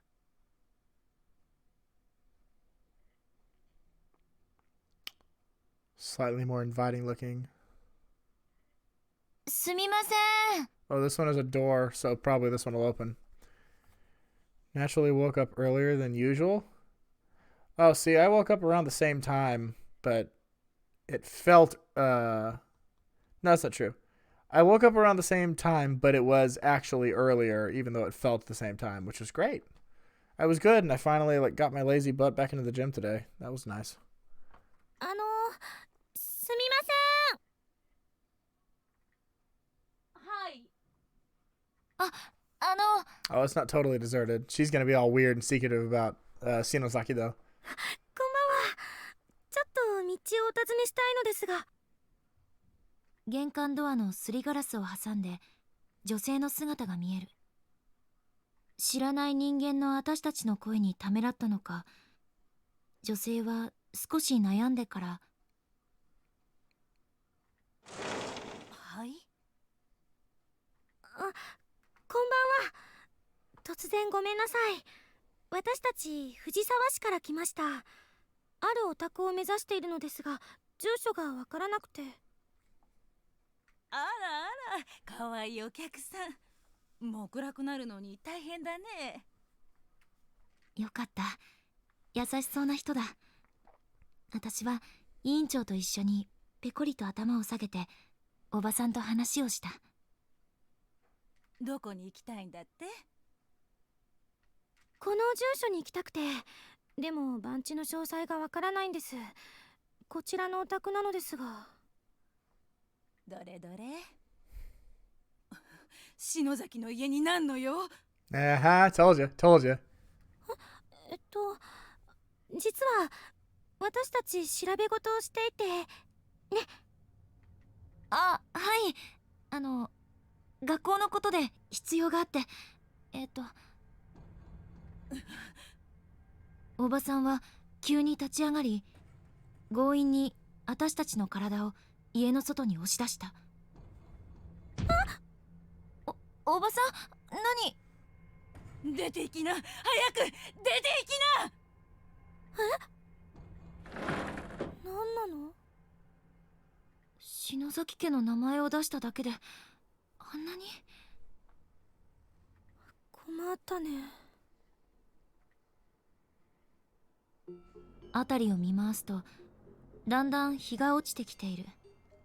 まだ空は青いけど、街灯に明かりがつき始めていた。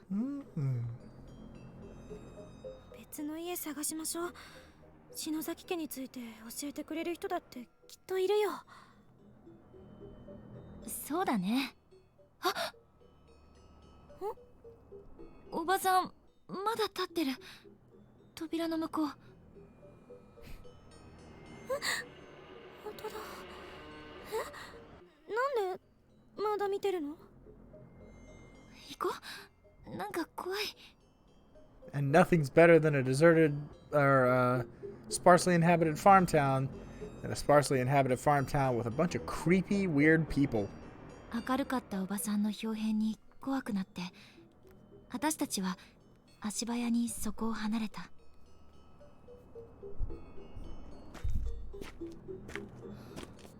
6時半か。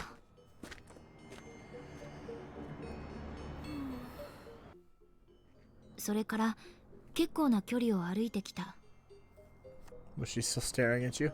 だんだん民家は減ってきて、辺りは田んぼや雑木林が多くなる。山に登りつつあるみたい。この先に進んでも家なんてあるのかどうか不安になる。あ、車だわ。危ないわよ、中島さん。うん。道路の端により後ろから来る車が通り過ぎるのを待とうとした。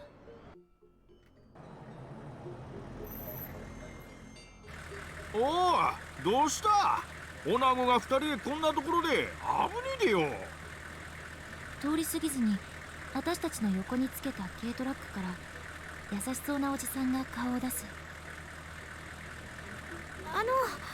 私たち篠崎さんってお宅を探してるんです。スノザゲ？ああ、この辺でスノザゲっつったらあそこだな。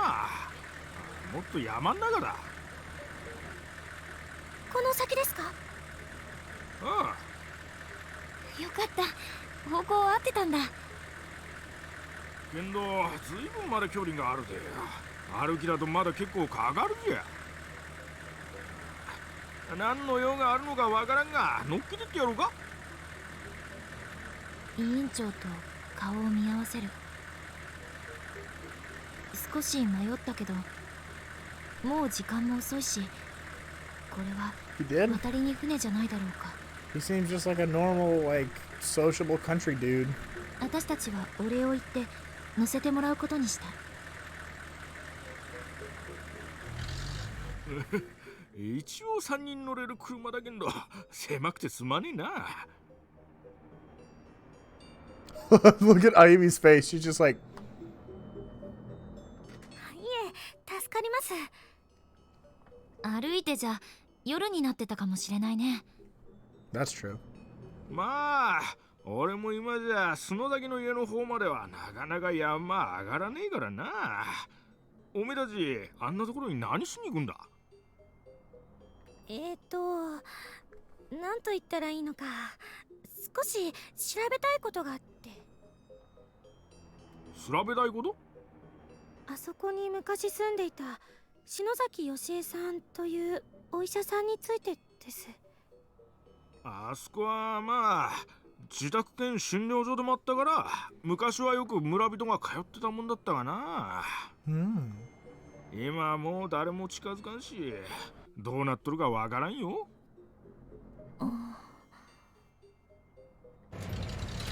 ずいぶん山道を登ってきた。この辺りからは管理もあまりされていないのか、道が悪くなってくる。タイヤが段差を拾って車がガタガタと揺れ始める。いた。大丈夫？平気。シートベルトしててよかった。すごい道ですね、おじさん。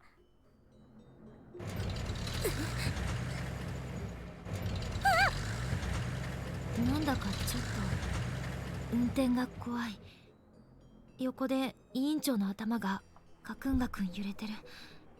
大丈夫かな？おじさん、ちょっとスピードが。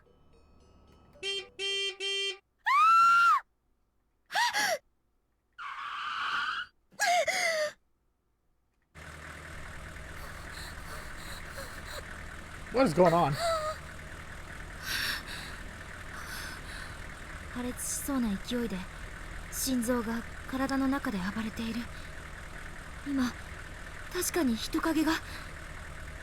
私と委員長は真っ青になっておじさんの顔を見た。大丈夫？ヒートランは人や動物を引いた時はもっとすげえ音がするで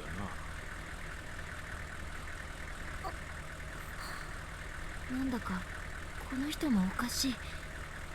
さっきまでの優しい雰囲気がどこかに消えてしまった感じがする。Curse of some kind? 今の人影は。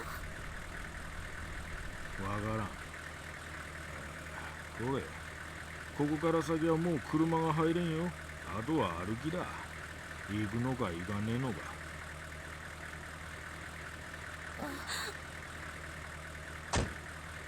ありがとうおじさん。待っててやるけ。気が済んだら戻ってけ。こんなところに娘っ子二人ほったらかすわけにはいかねえしな。ありがとうございます。大丈夫委員長。怖か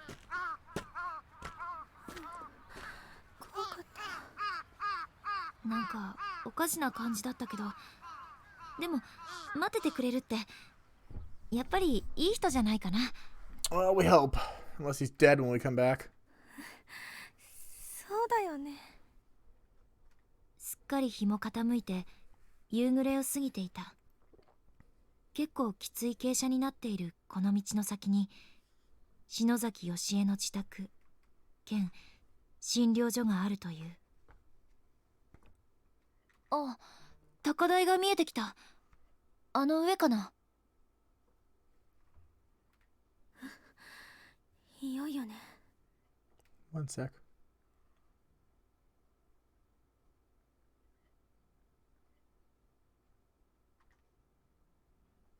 There we go.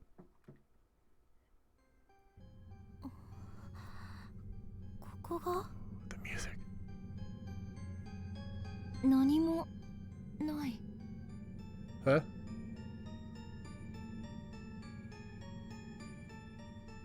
There's nothing here.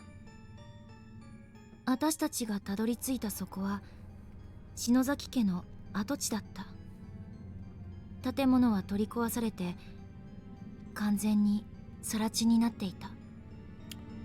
But Naho found it just a couple weeks ago, didn't she? せっかくここまで来たのに。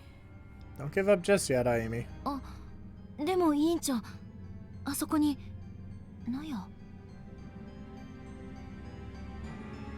本当だ。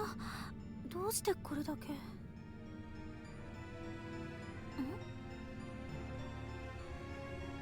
更地の横には小さな納屋が残っていて、電灯のスイッチを入れるとまだ電気も通っていた。 This place only appears when it's dark, doesn't it? こんなことってある？うん、気持ち悪いね。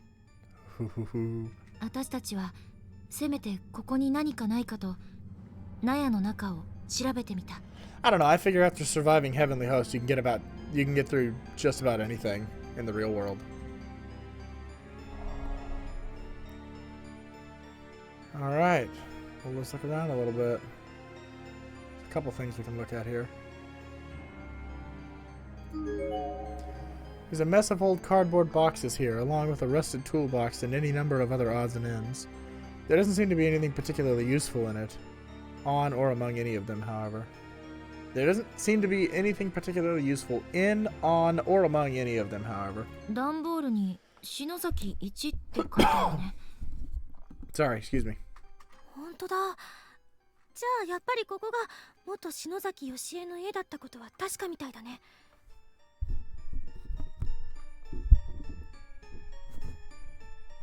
There, I had to fix my mic for a sec. It's a large drum that seems to have once been used for burning waste products. 中は鈴と灰だらけだね。何を燃やしていたんだろう。なんだろうね。見た感じ、ただの灰だと思うけれど。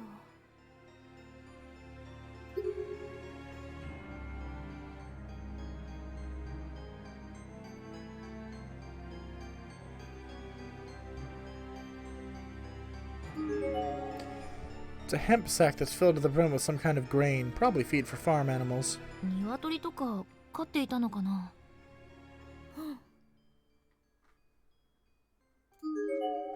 It's an old worn out blanket that someone seems to have left here. 家のない人がここで暖を取っているのかもしれないね。そっか。風が避けられるだけでも全然違うものね。冷えてきたね、やっぱり日が落ちると。ええ。二人で数十分の間、床の下や天井の木目まで調べてみたけれど。They're gonna walk outside and it's gonna be dark and that house is gonna be there. 篠崎義恵や幸子に関する資料は何もなさそうね。それにかなり暗くなってきたよ。おじさんも待たせてるし。I'm telling you. せっかく来たのに心残りだったけれど、仕方なく今日は戻ることに決めた。I'm telling you. 納屋しか残ってないなんてね。明日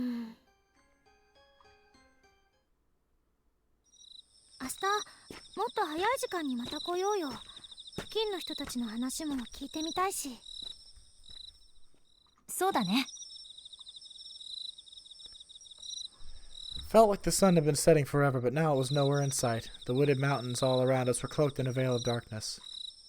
There weren't any lights to help guide our path either, so we really couldn't see where we were going. 暗いね。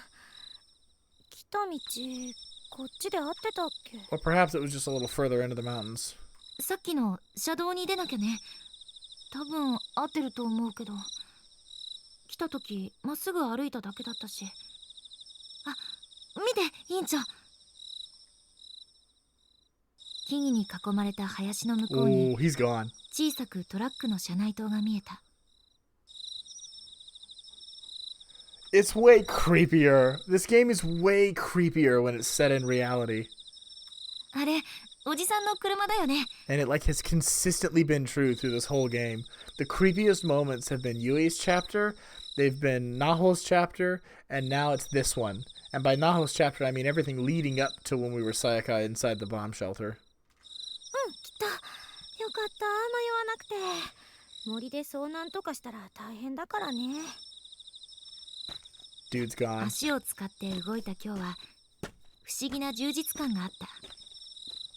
家で何もできずに落ち込んでいるよりずっといい。I'm waiting for it. This chapter has a great, like, sense of uneasiness to it. 盲目的でも構わない。毎日少しでも前進していれば必ず。希望と少し違っても近いところへは行けているはずだよね。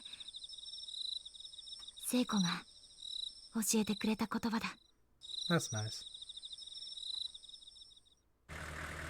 お待たせしました、おじさん。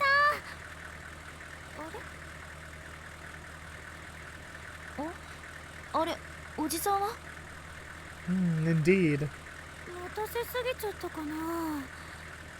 寒いし、ひょっとしたらあれかも。She began scratching her head and blushing a bit, clearly embarrassed at the suggestion. ああ、そっか。まあエンジンかかってるし、すぐ戻ってきてくれるよね。待ってようか。なんかね、寒くて私もお腹冷えてきちゃったよ。中で待たせてもらわない？そうだね。開く？あれ？ダメだわ。ロックかかってる。 But the keys are in it. しょうがないね。外で待ってよ。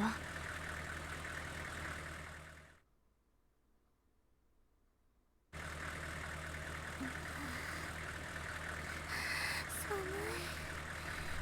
何時かな今。8時17分。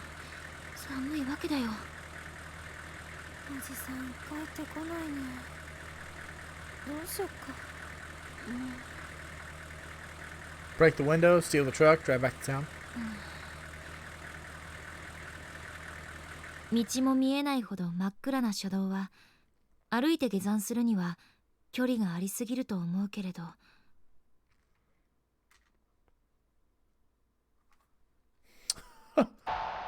Gotta be honest, I did not expect options. Are there bad endings in this chapter? Nope, there is a single ending. Looks like no matter what I choose, I can't get a bad ending. That said, I don't think we should wander down the mountain. 来るとき見ていたけど、ガードレールが切れてて危ない道がいっぱいあったよね。There were indeed. I could easily imagine being blissfully unaware that we were near the edge of the road and slipping and falling down the mountain. 街灯もなかったし、歩くのかなり危ないかもしれない。だね。もう少し待とっか。おじさん、あれしに行ったのならすぐ戻ってきてくれるよ。寒いけど待ってよ。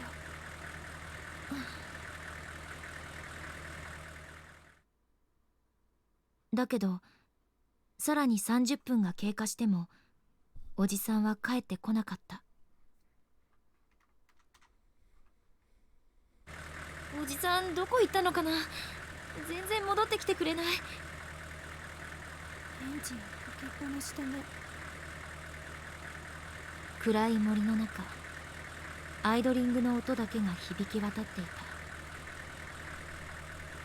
どうしよう、このまま私たち帰れなくなったりして。携帯も圏外か。これじゃあ連絡もできないわね。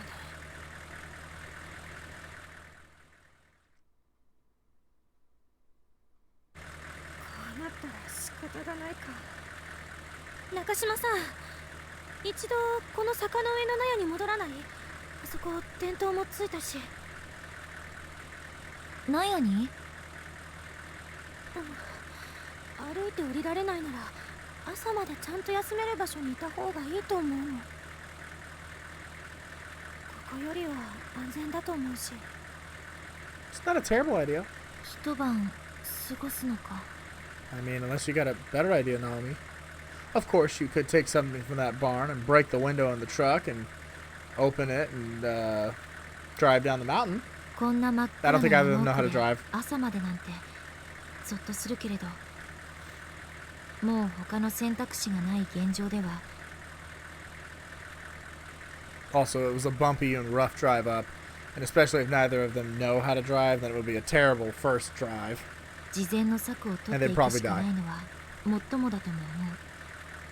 だけど安全って？うん、この道路はというかこの山全体だけど Trust, すごく嫌な感じがするの。 trust the feeling. Trust the feeling. It got you out of Heavenly Host. 得体の知れない気配というか、ちゃんと明かりのつく夜風も避けられる場所に身を寄せるべきだよ。得体の知れない気配？それは恐ろしいこと？よくわからないの。人のような、違うもののような、一つのような、たくさんのような。ただ言えるのはじっと今も見られているってこと。分かった。じゃあ急ごう。納屋の方に行こう。八方塞がりになってしまった私たちは仕方なく道路を後にして舗装されていない道を登ってさっきの納屋を目指すことにした。ところが There was an estate now. ねえ委員長、 Oh no. こんなに They 離れ got ていたっ lost. け納屋。おかしい、おかしいよ。いつの間にか道もなくなっちゃってる。 They might still find a house later up in the mountains. I suspect we find this place. Otherwise, what's the point of... It would be like a reverse Chekhov's gun. Like they talked about this place the whole chapter and then we never found it. こんなことって。待って、一人で行かないで。ごめん。ねえ、一旦戻りましょう。まっすぐ引き返すの。そうだね。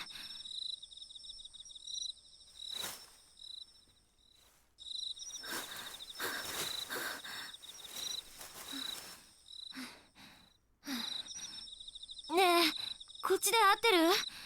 そろそろ車道の方に出るはずじゃない？どこ、ここ。嘘でしょ。迷っちゃった。森の中で。What's the music?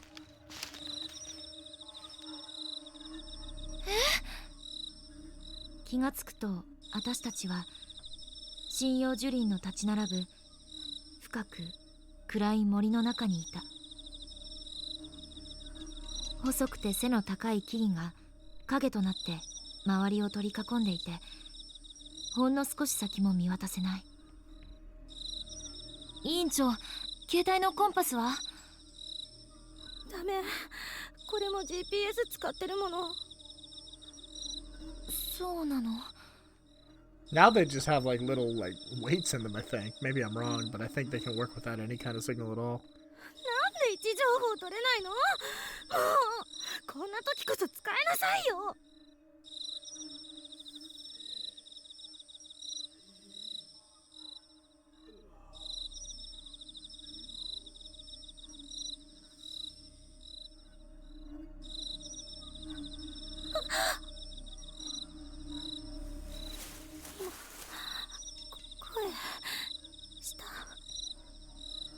取れなかったけど、人の声っぽかった。何か木のきしみとかかもしれないけど。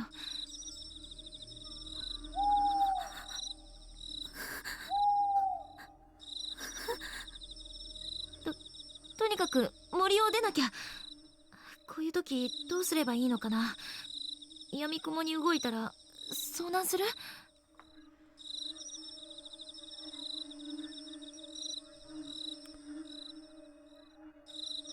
？Lexi, that is fair. My best guess is that they didn't actually know what the hell these trees were. Just used some kind of descriptor for them, even if it was wrong. Do you know what these trees are? そうね。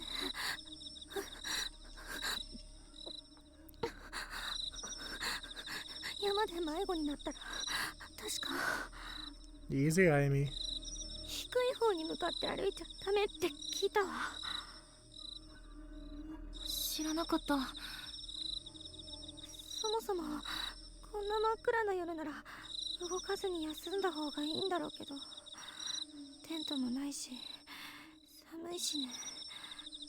二人くっついてればなんとかなるかな。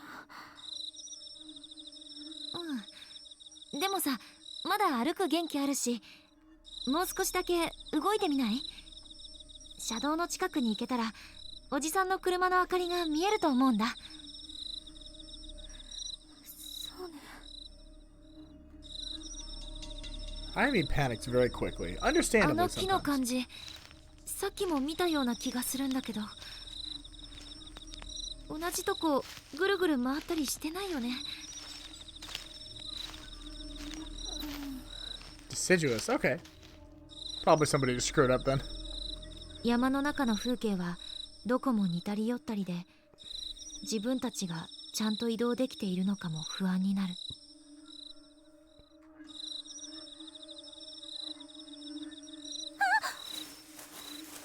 なにあっち、なんか音がした。え、どの辺？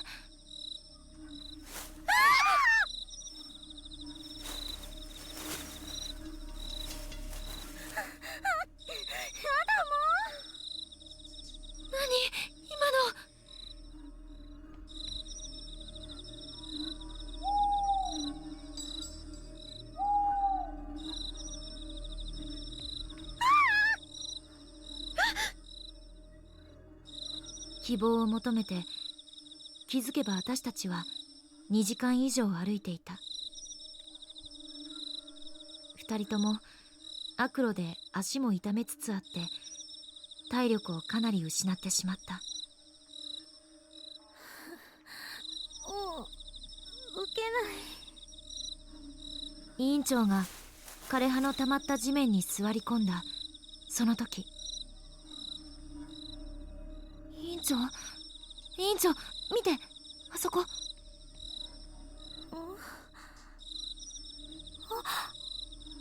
うっそうと茂った針葉樹のシルエットの向こうに小さな光が見えた。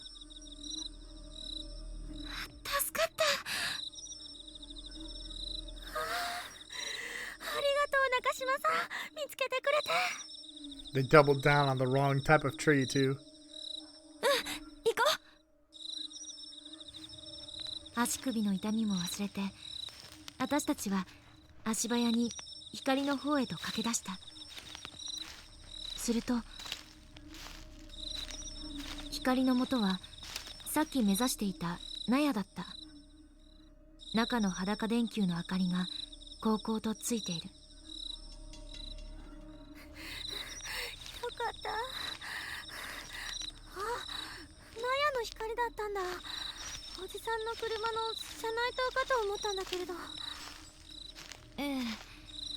でもむしろこっちの方でよかったよね。目的の場所だし。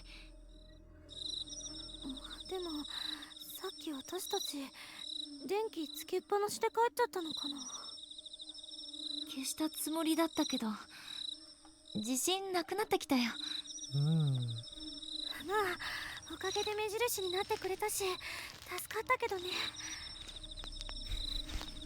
木々の間の背の高い草むらをかき分けて納屋に近づく。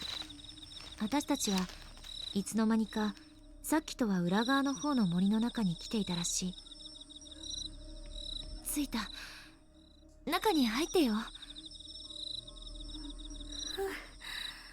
明かりがあるだけで本当に心強いね。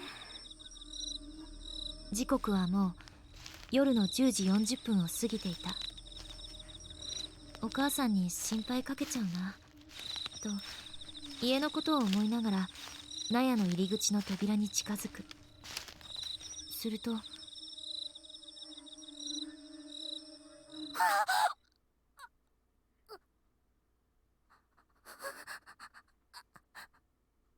私の横で委員長が奥の暗闇の方を見据えて震え始めた。どうしたの？中島さん、見て、納屋の隣。 Dead old man or the estate? そこには想像を超えた光景が待ち構えていた。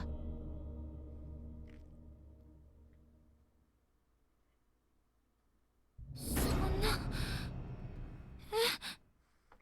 何これ。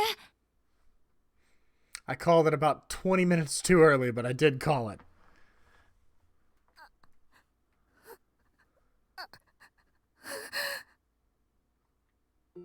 納屋の横の昼間更地になっていた篠崎家の跡地に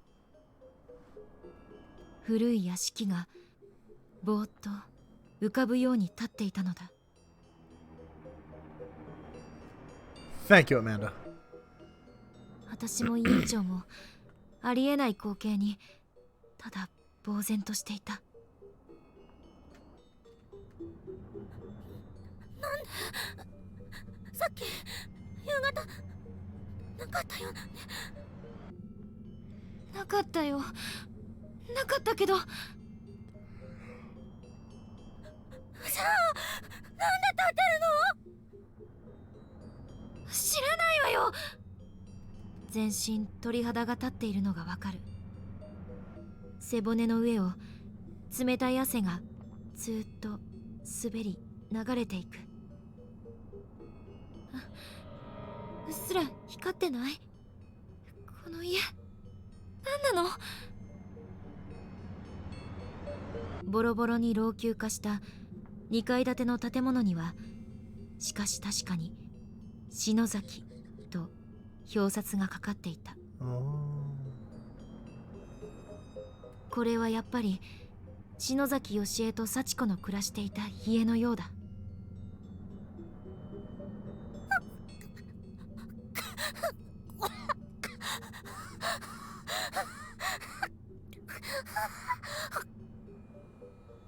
過呼吸。大丈夫？委員長。心配する私を委員長が手で制す。平気。ありがとう。口を押さえていればすぐに収まるから。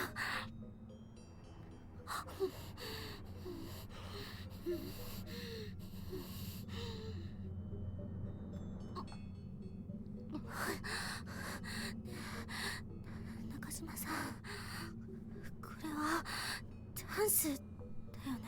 That is a determined face. 私たちはこの篠崎家を調べるために来たんだもの。向こうが手招きしてくれている。 That's way more blue, that building, without these glasses. 入るの？怖いけど逃げるわけにいかない。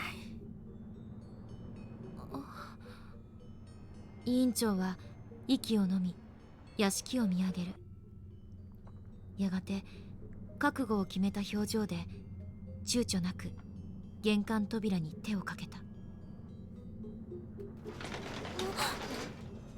委員長が力を込めると簡単に扉は開いた。 Of course not. 行くわ。待ってよ。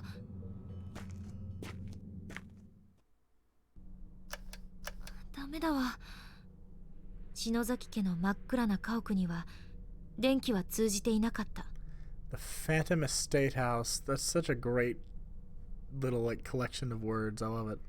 納屋の方は明かりつくのにね。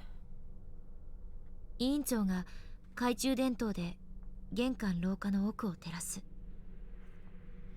すぐに右に折れるようになっていて先の方は見渡せなかった。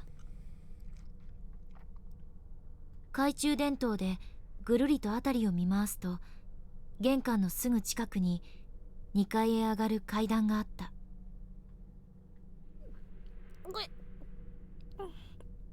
気をつけて。すごいここ。霊感体質の委員長は顔が真っ青で気分が悪そうだ。怯えるようなけれど立ち向かうような目で天井や壁を見回している。変人症より黒い。真っ黒だよここの霊気。Ooh. 本当？気を抜かないでね。一瞬も。思えばこの家に踏み込んだ時非日常の世界に飛び込んだのだ。 Oh. We just stepped outside of the story for a second. 普通にこうして私の肉眼に映っているこの家の壁、床、天井、この建物の存在自体がもうありえない現象そのものだもの。ここでは何が起こっても不思議ではないんだ。分かってたつもりだったけど私は改めて身震いした。なんだかすごく深い感情の乱れが波となってこの家の空気に刻まれてる。何があったんだろう。この家が取り壊される前。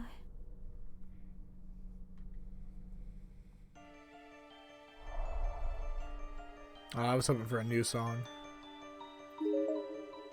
Oh.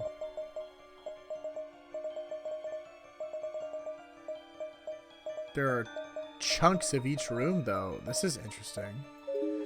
Let's look around here first. It's an old picture frame, but the glass is broken and there is no picture inside. The shoe shelves are full of dead rats. And each one of them, without exception, has had its stomach dug out. Hopefully they ate each other. Hopefully they ate each other. Or maybe they ate each other. Once was bad enough. Best to let sleeping rats lie and not look at them again. Excuse me. この鏡良くないわ。見ていたくない。どうして？鏡ってね、人がずっと凝視というか覗き見るものでしょ。住んでいた人の思念がそのまま焼き付いて固定されていることがよくあるのよ。確かに、なんだか誰かに見られている感じがするね。映っているのは私なのに。 I have never felt that before. Not really. 今鏡に私と中島さんが映っていなかった。代わりに幸子と篠原さんが見えたような。気のせいかな。 Well, that's creepy.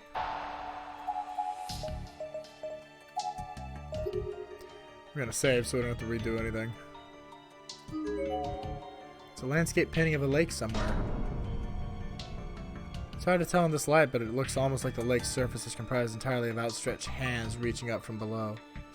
Couldn't be much more unsettling. The door isn't locked, nor is it sealed shut like in the school, but it still won't open. Seems to be something heavy blocking it from the other side. The staircase is very plain, and the stairs themselves are exceptionally steep. They're also quite old and seem to have absorbed a good deal of moisture, so it would be best to take care when climbing them. A couple framed photographs of Sachiko here, dressed in a formal kimono. It looks like they were taken during the Shinto Sachigo-san festival, where children of ages 7, 5, and 3 gather to pray for luck and longevity.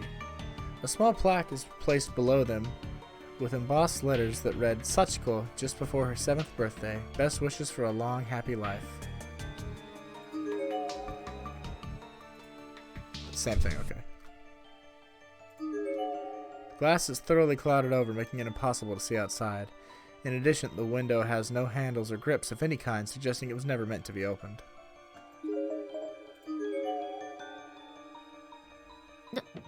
大丈夫かな。大丈夫？ええ、板が腐ってて危ないよこの階段。気をつけて。周りに手をついて上がろう。不思議だわ。そもそもこの家って存在しないはずなのに、あるものすべて触れるし、手にも取れる。 Yes, it is weird. 家自体が霊っていうケースもあるとか何かで読んだことがあるけれど。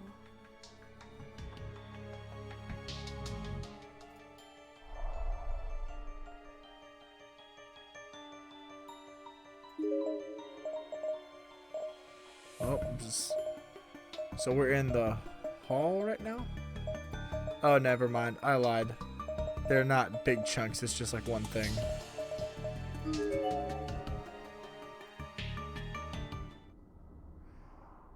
This appears to be a bedroom. The sliding door to the closet is off its tracks, however, and the dresser has been knocked over.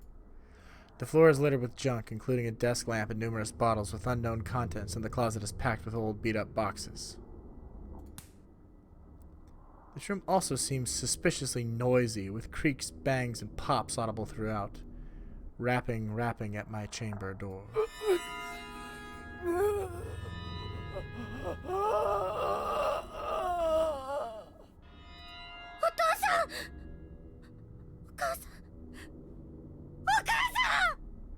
大丈夫、委員長。 The class rep began calling out for her parents totally out of the blue. I had no idea what was going on.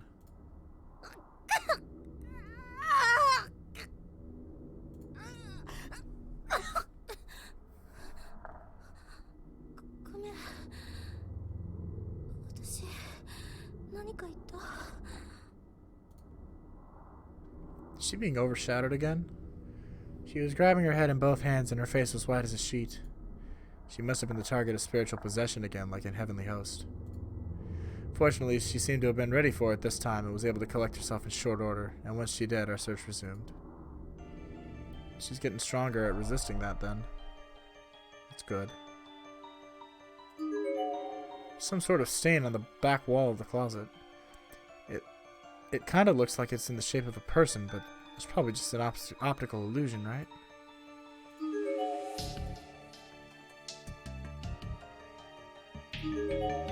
The Japanese-style sliding screen, or suma, There's a crude crayon drawing visible on it. Did Sachiko do this? It's very abstract, but it looks like something a happy, well-adjusted little kid would draw. Not at all disturbing like the pictures in Heavenly Host.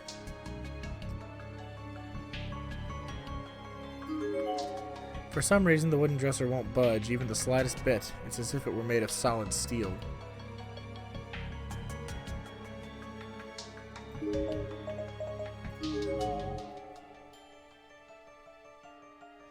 This particular bedroom looks like it's been converted into a study. Seems out of place considering the family. Whose study was it? The bookshelf is full of old books that have been thoroughly wrecked with age. Every one of them is yellowed, musty, and falling apart.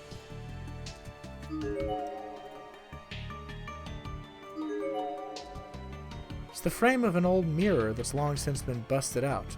Where the looking glass once stood, there's now a creepy drawing of an old woman. It's just a rough sketch, but it looks absolutely realistic, as if it could jump up and jump out of the frame at any moment. If it could just up and jump out of the frame at any moment. That's creepy.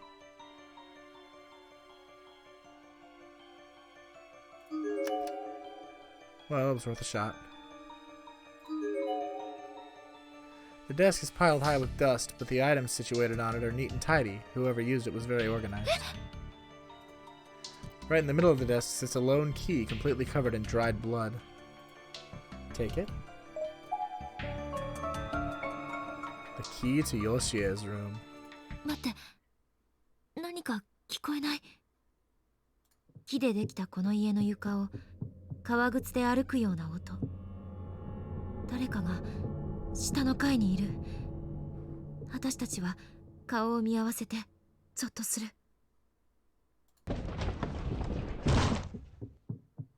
足音はさらに階段を上がり始めた。Oh shit. 上がってくる。Oh, this is upsetting. 隠れなきゃ。私たちは慌てて近くの部屋の中に身を隠した。少し開いた部屋の扉から階段を見張る。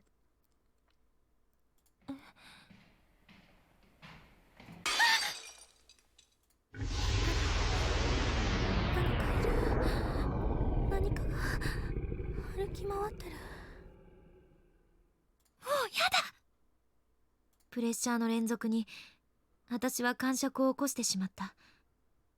すると委員長がそっと私の手を握って。 Wow, this went from 0 to like mega tense real fast. 中島さん、しっかり心を強く持って。天神症の経験を利用してやろう。弱った隙につけ込まれたら簡単に極化しちゃう。分かってる。ありがとう。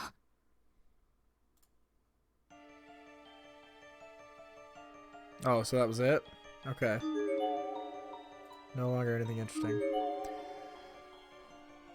One of its right legs is bent beyond repair, and there's a thick layer of dust piled on top of it. No one's been sitting here for a long, long time. Alright, so we got the key to Yoshie's room out of that.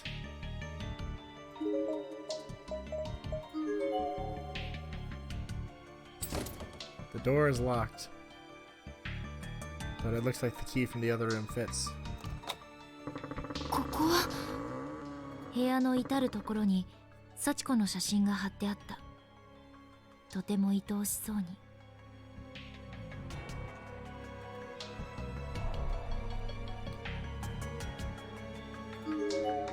There's a tiny kimono in the box sized for a young girl. The style looks similar to the ones worn in the Sachigo-san festival, which would make this Sachiko's for sure. Pictures of Sachiko are sprawled out all across the surface of the desk. However, like so many objects in Heavenly Host, they are fixed to its surface as if they were mere decoration. They can't be picked up or even moved.「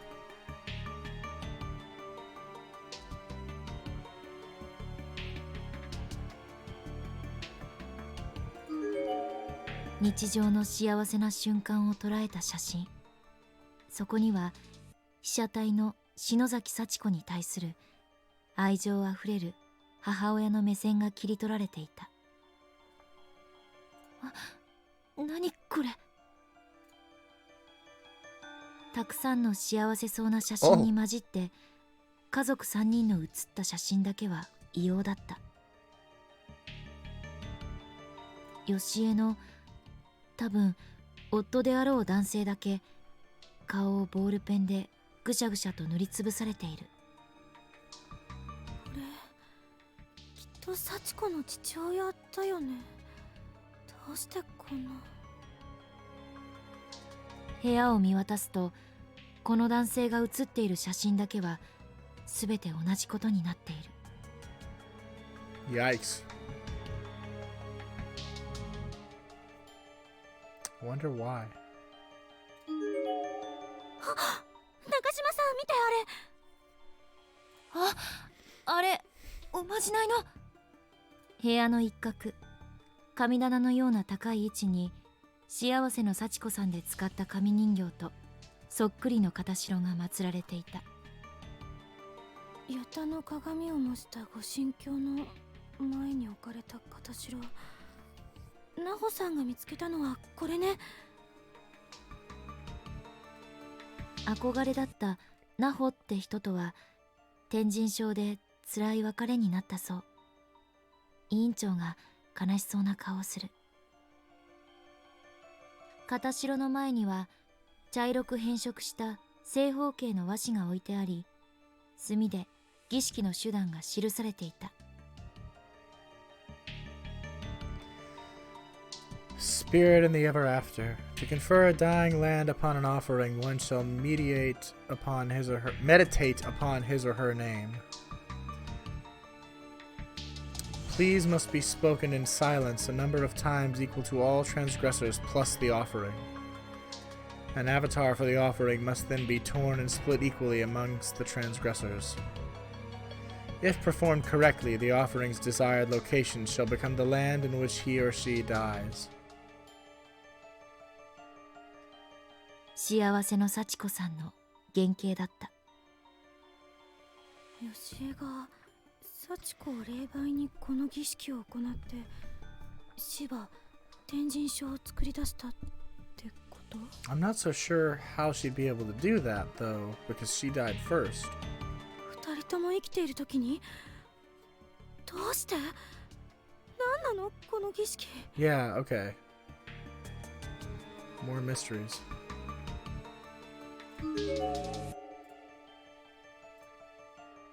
なんだろうこれ。 Yes, the obvious thing. It looks like a safe.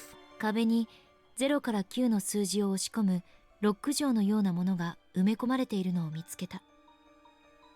どれ？これなんか金庫っぽいよね。適当に押してみたけど反応がない。丸い状の端には右回りの矢印が描かれていて、錠全体が少し回るようになっていた。回転させると押し込んだ数字がすべて戻りリセットされる。そして文字盤の周りには幸子の生前の写真がたくさん貼ってあるか。これよしえが設置したものだとしたら幸子に関係ある数字だとか？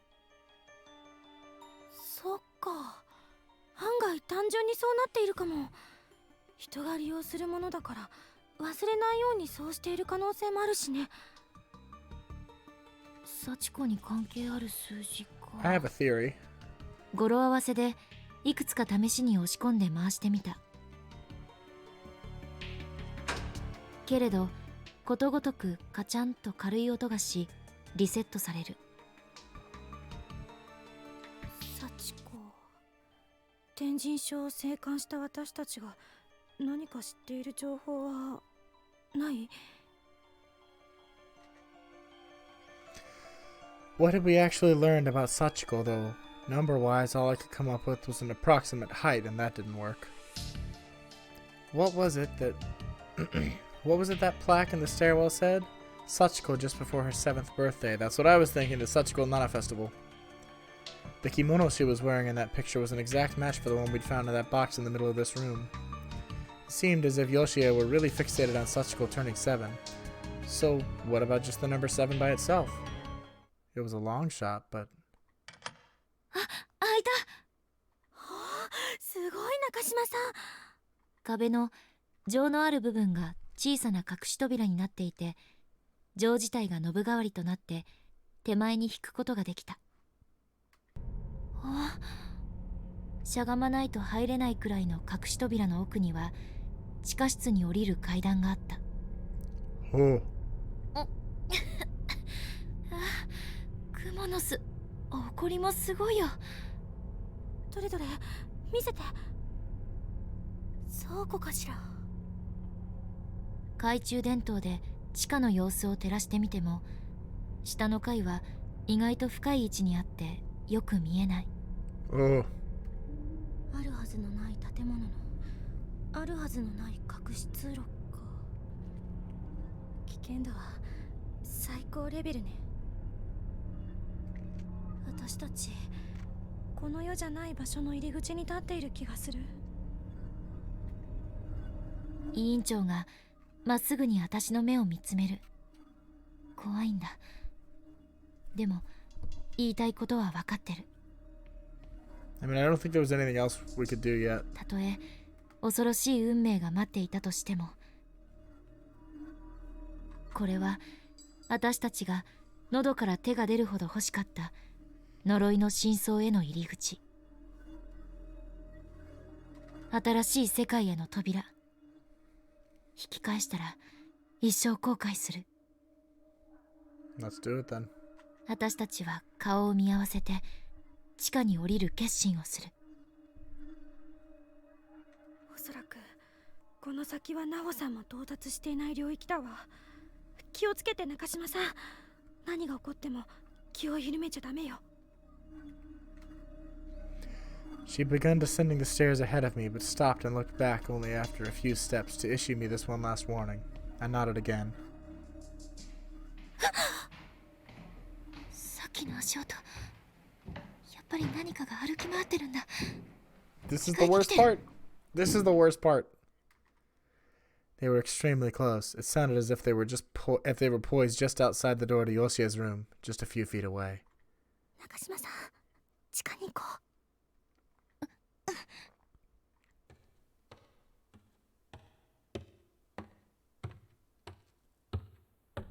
私たちは逃れるようにして隠し扉の奥へ入った。木でできた地下への階段はより一層老朽化が激しく、ミシミシパキリと折れそうな音を立てる。 What is chasing us? 恐ろしいのをこらえてゆっくり一段ずつ降りていくと、やがてジメジメした地下室に着いた。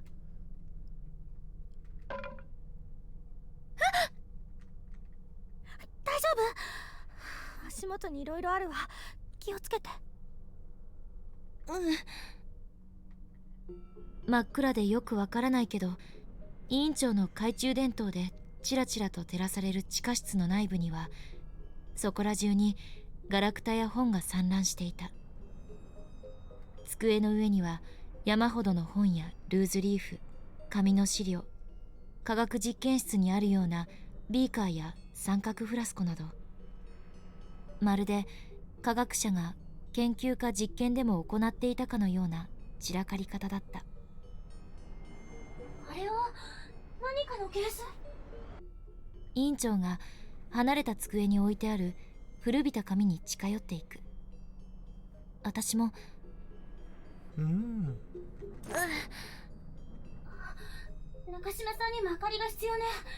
そこ、ノコギリの刃とか工具が机に置いてあって危ないよ。ごめんね。ちょっとそこで待っ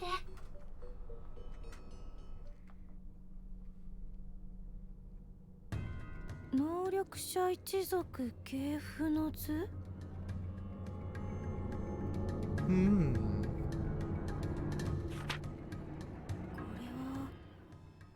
は家系図ね。何？能力者って。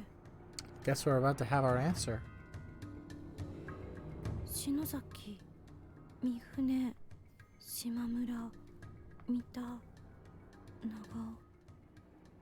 え？この名前？そう。あながち嘘でもないのです。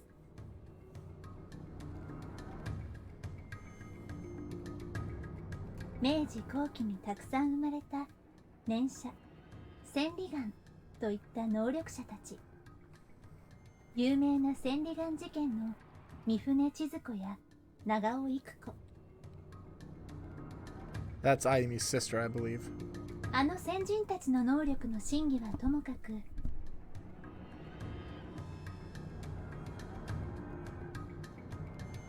超能力が科学に負けたあの宣言から後も、能力者たちは野に伏せながら自らの力を錬成し続けているのです。能力者。じゃあヨシエの家も超能力者の家系なの？ここは調べた通りだわ。男子に恵まれなかった篠崎家は、その母方の家と血を継承していくために婿養子を取ってきた女系の家。このケースの中にヨシエと幸子もいるはずだよね。Find him. あった。 Yep. やっぱりヨシエもその母親も竹から婿養子を入れて血をつないでいるのね。Yoshie. Seiji. I can't read that kanji. And then down here you can't see it, mostly it's behind this, but that's Sachiko. 当主の名はセーラ。セーラ。ヨ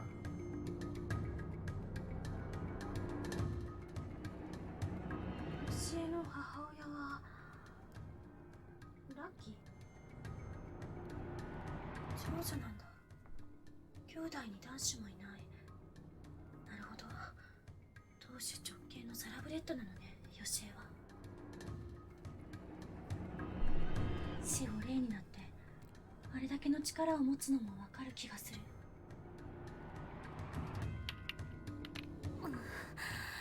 ラップがすごいな。そして婿養子に入った父親は例外なく急死している。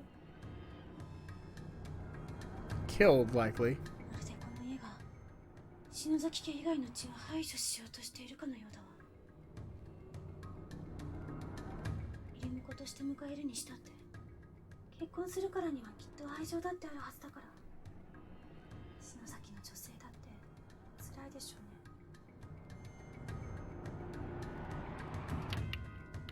お父さん息してないよ。あなた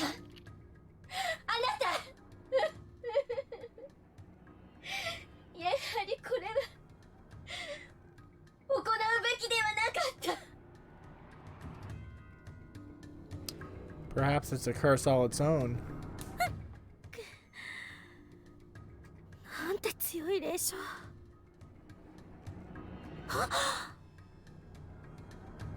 篠崎かなえ、ひろひと、あやと。 Wait a minute. Wait a minute.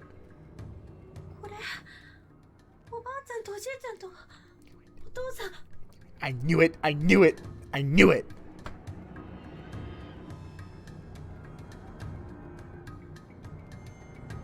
そういえば入り婿だったおじいちゃんはお父さんが生まれてすぐに亡くなったって聞いていたけど、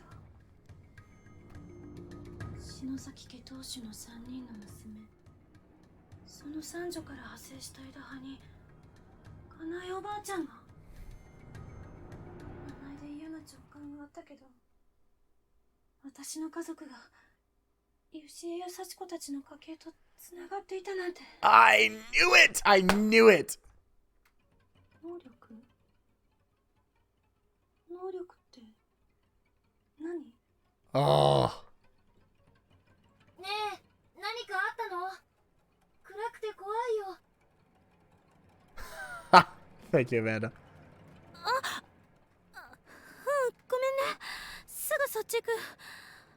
ちょっと危ないけど私のろうそくあげるよ。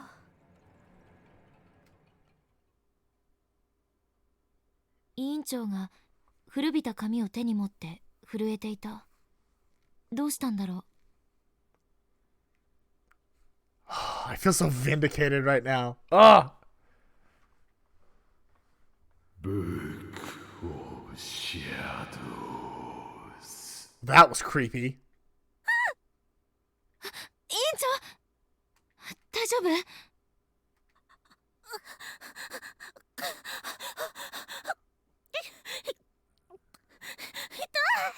Hang in there, Ayumi. 頭万力で潰されるみたいに。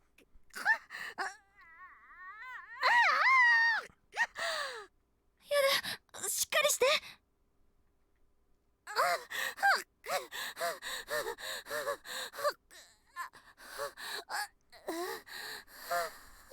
I wonder if that was Yoshi's husband. 委員長が部屋の一角を凝視して固まる。Excuse me, sorry. She suddenly turned toward one corner of the room and froze completely, gazing intently at the wall. 目を丸くして異様な雰囲気。猫が部屋の一点を見つめて動かなくなるような。そこに何かいるの？音を聞いているの？心配というか怖くなって、私は委員長の体を掴んで揺さぶった。委員長、どうしたの？けれど彼女はすっと手で私を制し、ゆっくりと立ち上がって凝視した一角に向けて歩いていく。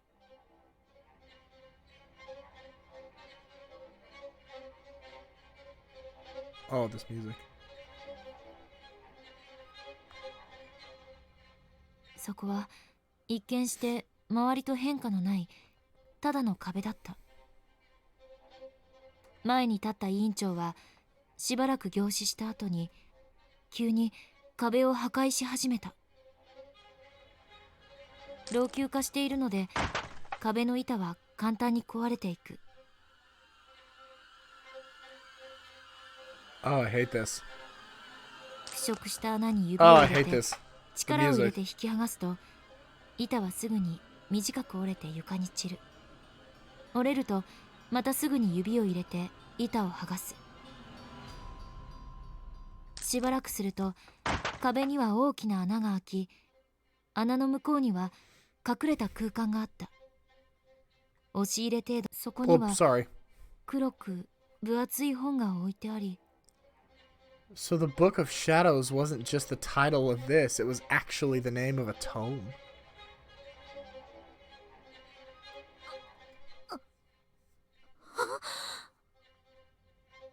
FH. FH. ブックオブシャドウズ。どうしてこれが日本に？委員長、どうしたの？この本、何？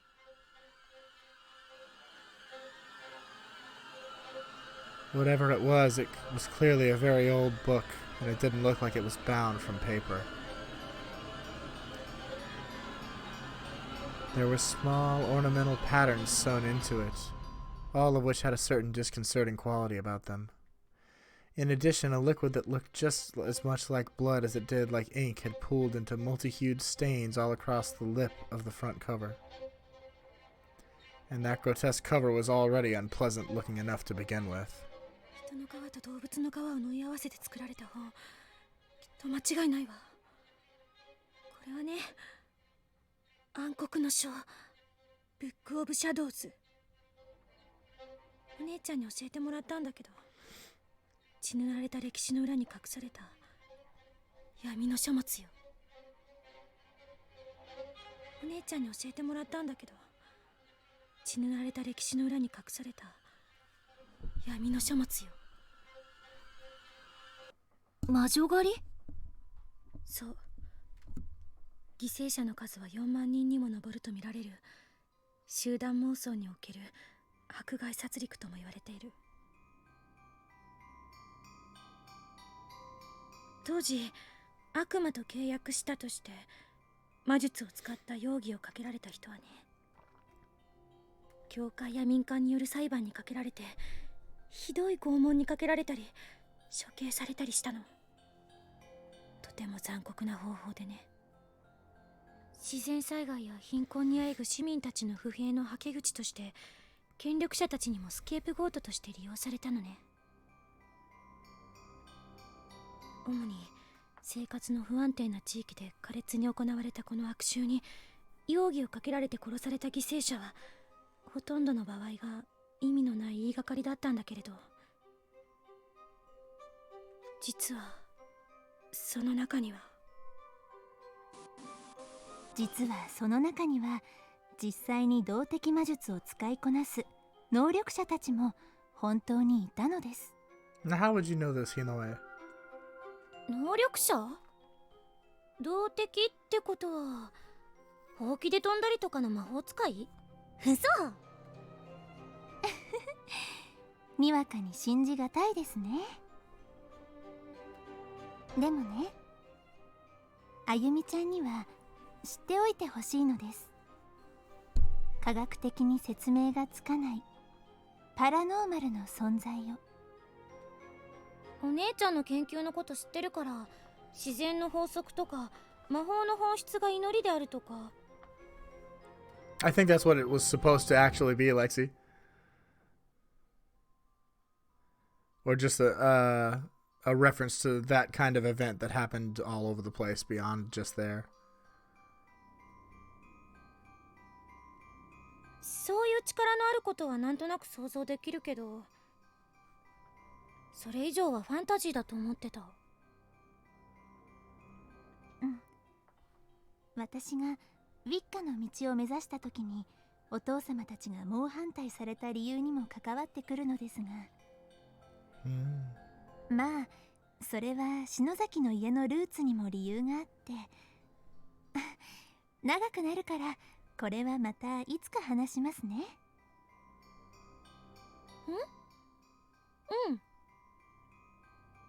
魔女というのはすなわち村の賢者でもあったから、書生にも長けていたのですね。彼女たちは迫害を逃れるため一切の力を隠して生きてきたので、実際の能力者の大半は処刑されずに生き延びたそうなのですが、その後魔女禁止令が廃止された後でも殺戮の強烈な記憶からむやみに力を使えない風潮は続いていたため、その力は使われないままに日に日に薄れていったのです。魔女たちは長い年月の歴史で培った代々伝わる魔法の術がこのまま無意に失われてしまうことを恐れたのですね。力を後世に継ぐため、その秘術を事細かに記し始めたのです。And is that what the Book of Shadows is? その集大成がこのブックオブシャドウズ。何人もの能力者の手を渡り、海底に海底を重ねて神羅万象を操る魔術の極意が収められているというウィッチクラフト英知の結集。 And if I'm not mistaken from this family tree we found, Ayumi might actually be able to do something with it. 怪奇神話に出てくるアルアジフという魔導書の存在はフィクションと言われてるけど、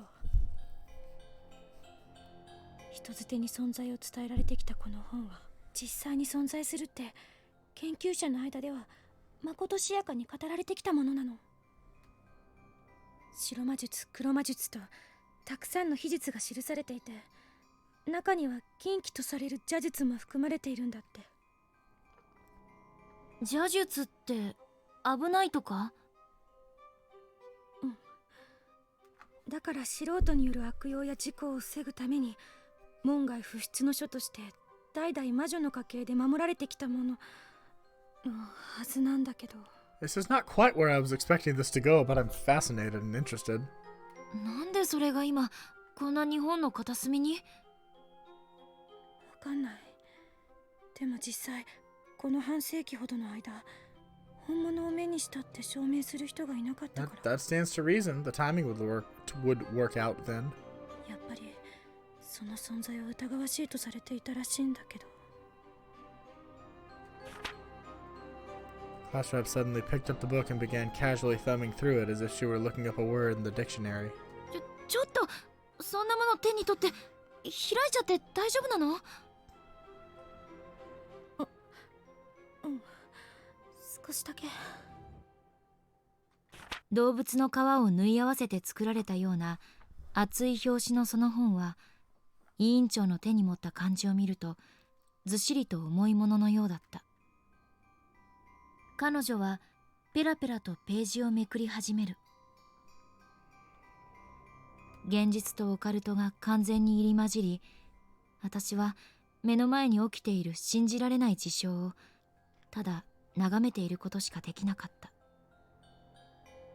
本はやっぱり日本語ではなくフランス語で記されていて、ところどころ魔法っぽい象形文字みたいなものまで混じっていた。高校生の私も委員長にも読むことができない。けれどところどころ日本語で注釈の書かれたページもあった。もしかしたら篠崎義恵が書き加えたのかな。日本語注釈のあるページに出ているといいんだけど、確か邪術の中には。鬼気迫る表情でページをめくっていく委員長。どうしたんだろう。おろおろするしかない自分がもどかしい。Yeah, I feel like we're losing Ayumi a little bit. やがて足が疲れたのか、今度は床に座り込んでページをめくる。そしてある場所で彼女は手を止めた。あったわ。 What did you find? ランド・オブ・コープス、死者の国への扉を開く呪術。これが多分天神書を作り出す邪術のベースね。いっぱい付箋が貼ってある。いろいろメモしてあるね。でもなんでページ全体を×してあるの？わからない。失敗したのか、途中でおじけついたのか。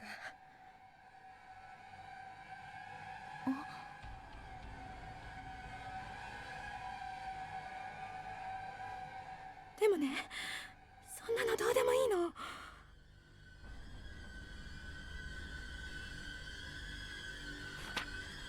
これよ、中島さん見て。ライズ・オブ・コープス、死者を蘇らせる呪術。 Is that how Sachiko came back? これって嘘でしょ。死者をってそんなことできるわけがない。まだ常識にとらわれているの、中島さん。忘れたのかしら。私たち今どこにいるの？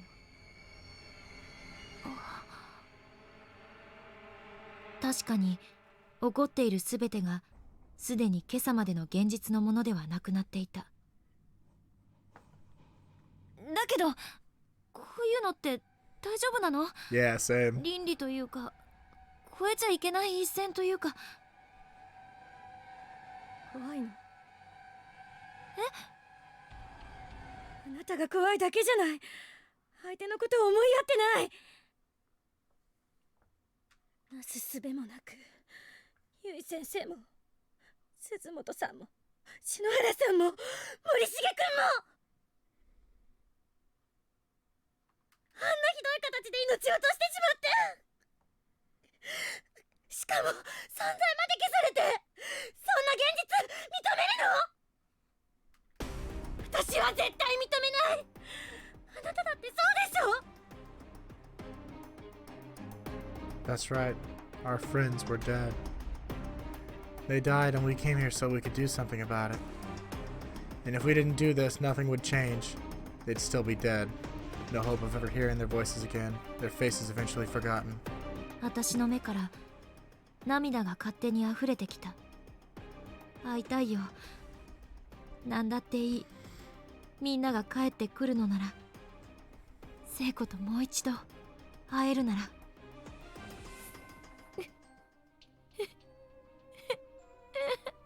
Yeah, I'm super excited for Blood Drive now. And I don't think we're even done here. 大丈夫。もう何も怖いことなんてあるものですか。私たち天神賞の地獄を越えてきたんだよ。あとは心に従おう。私たちにできることがあるならやるしかないわ。やりましょう。 While I agree, Ayumi, maybe let's not do it here. It didn't matter how improbable or even impossible this was. Even if there were only a 1 in a million chance, we had to take it. It was absolutely foolish of us to try this. It was unnatural and unholy and completely inadvisable. But as long as there was that slight possibility, this was something that just had to be done. We weren't about to give up without a fight.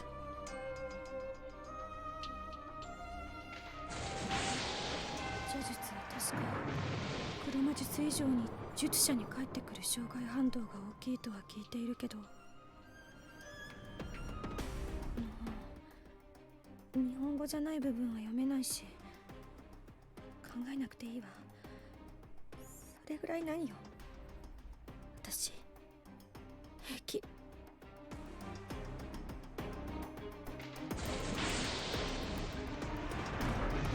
けどこれで死んだみんなを生き返らせれば、存在は消されたこの世にも強引に戻すことができるんじゃない？じゃあ実行しよう。 I can't see this going well. よし、まずは鈴本さんからでいいかな。蘇生に必要な写真も彼女のなら持ってるから。私 Oh god, I can't see this going well. わかった。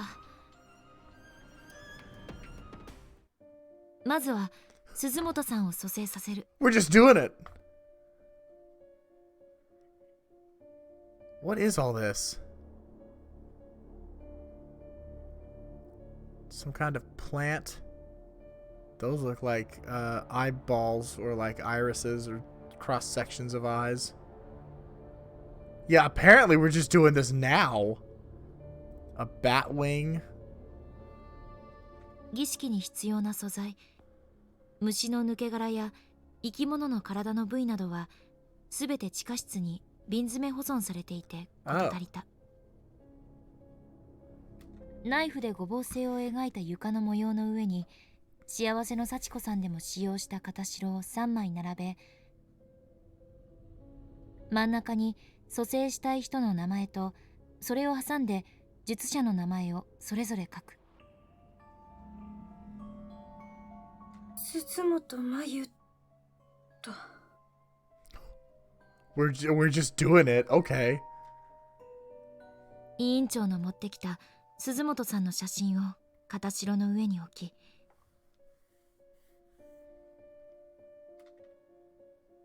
自分の片白に息を3回吹きかけ、さらに自分の両手のひらをナイフで切ると溢れ出た血を素材にかける。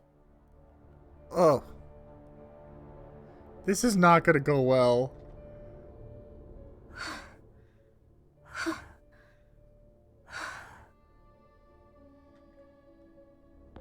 よし、行くよ。我慢して。うん。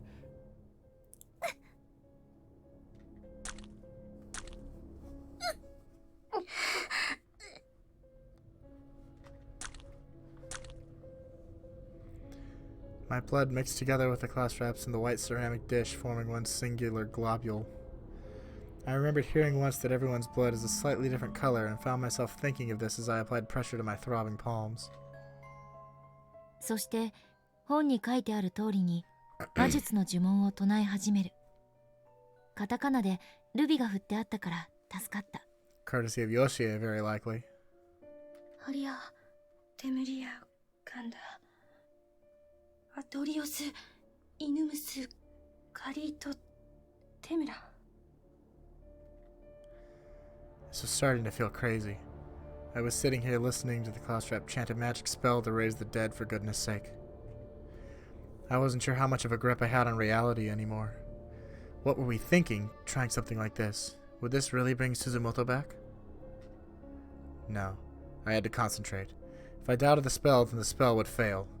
For now, I had to believe that this would work, and I had no reason not to. リテリア、マナヌスカペラ、ウイカウイカ、ルカ、トピカ、カンラ。儀式を始めて数時間ほど経った頃、委員長は呪文を唱え終えた。Several hours.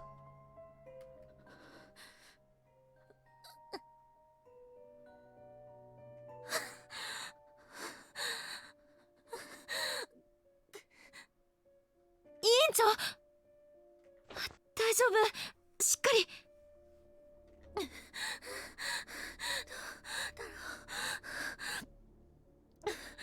うまくいくかな。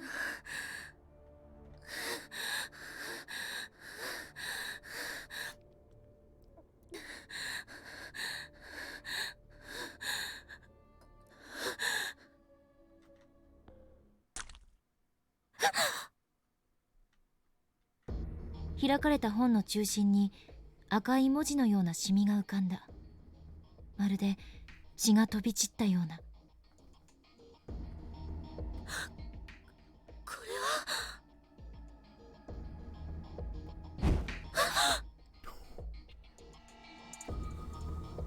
いけない、本が燃えちゃったら。慌てて暗黒の書を火から隔離する。鈴本さんの写真は燃え尽きてしまった。けれど彼女の片白には火がつかずに残っていた。何これ、成功なの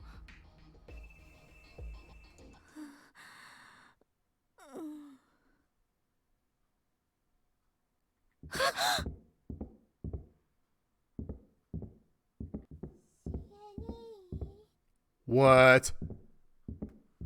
Oh, but she's gonna be all like messed up and like a zombie, right?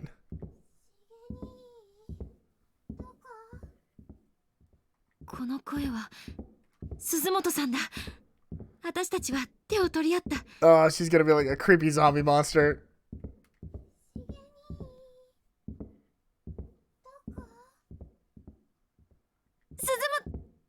声をかけようとした私を委員長が止める。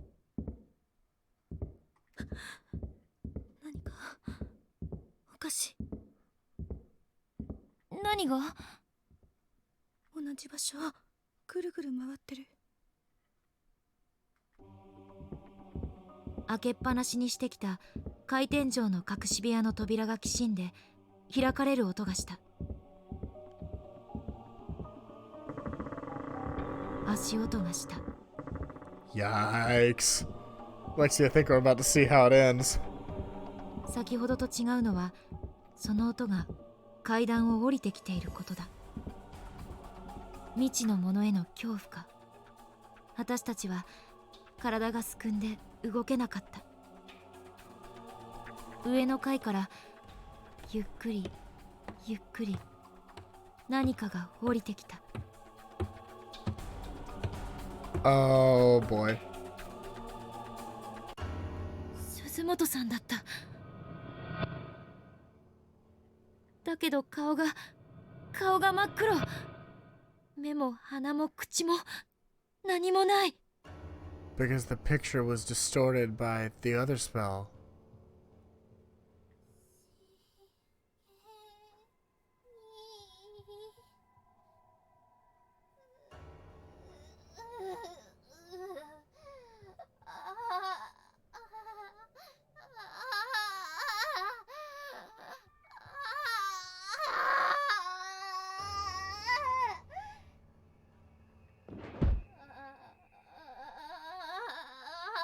Her face literally doesn't exist.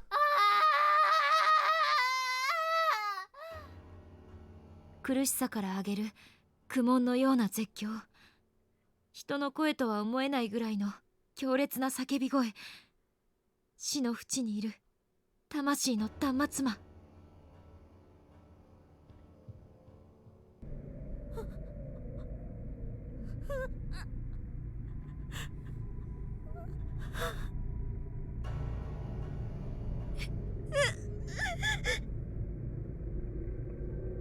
邪術は失敗だった。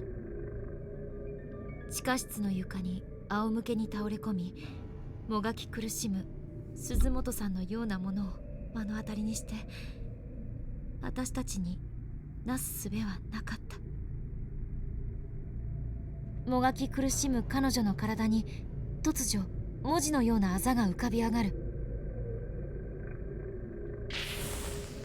突然鈴本さんの片白に火がついた。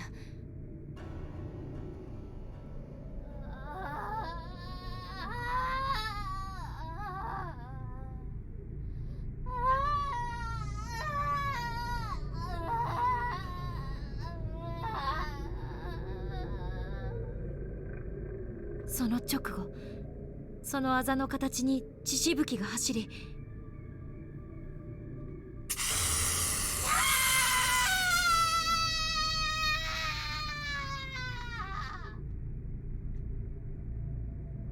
腕と首と太ももがあざの部分で胴から分離して、鈴本さんのようなものはピクリとも動かなくなった。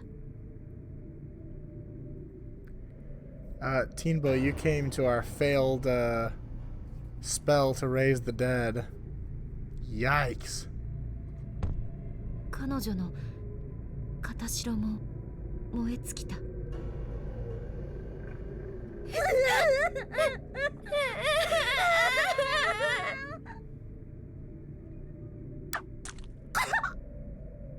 Uh-oh. 突然委員長が膝をついて倒れ込んだ。見るとさっきの鈴本さんと同じ場所、足と腕から血が流れている。Uh-oh. 委員長 Is it because she cast a spell?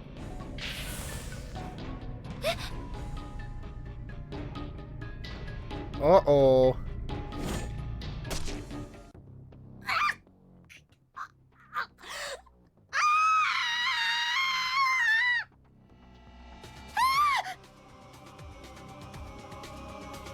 委員長のあざに丸ノコギリの刃が刺さってる。どうして？どこから飛んできたの？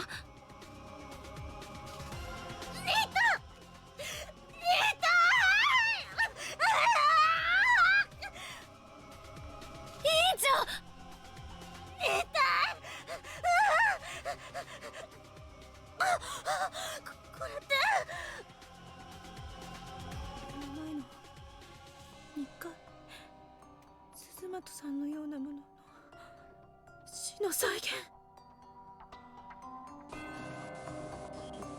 邪術は確か黒魔術以上に術者に返ってくる障害反動が大きいとは聞いているけど、この本日本語じゃない部分は読めないし、Yikes. 考えなくていいわ。それぐらい何よ、私平気。障害反動。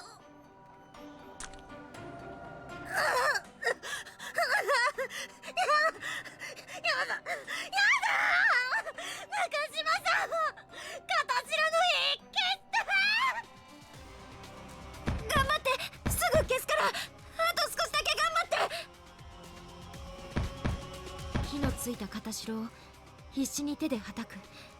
夢中だったから炎の熱さも感じなかった。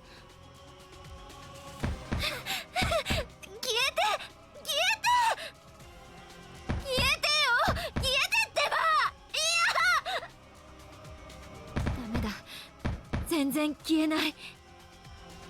Take it out of the circle. 消えないよ、委員長。どうしよう。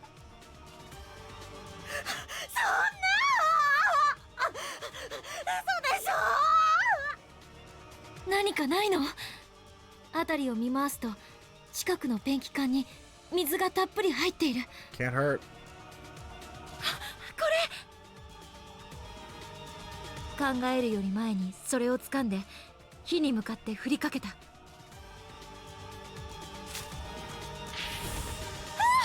Oh, can hurt. It made everything worse.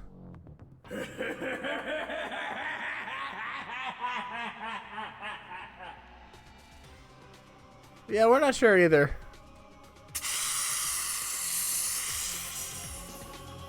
Blood began spurting from the mark on the class rep's neck.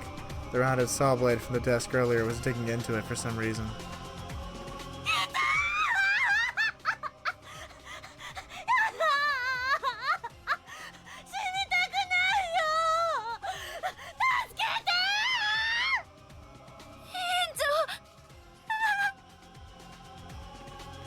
There seemed to be no escape for us. We were destined to die here. This was our punishment for meddling in things no human should. For playing God. That's the Book of Shadows, Teenbo. Uh-oh, Naomi.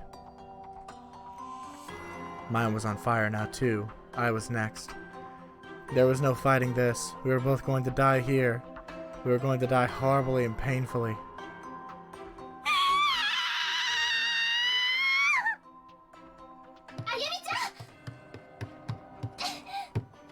Sister? Like an angel sent down from on high, our savior suddenly appeared. A woman older than us scrambled down the stairs, calling out the class rep's name. She leaped over the railing and practically dove toward the burning paper dolls.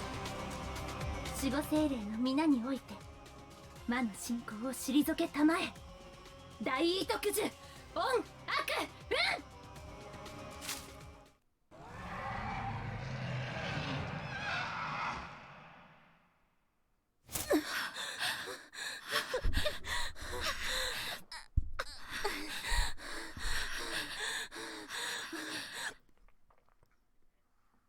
Yeah, they just kind of appeared. So, Teenbo, very briefly, we found that's Ayumi's sister, Hinoe.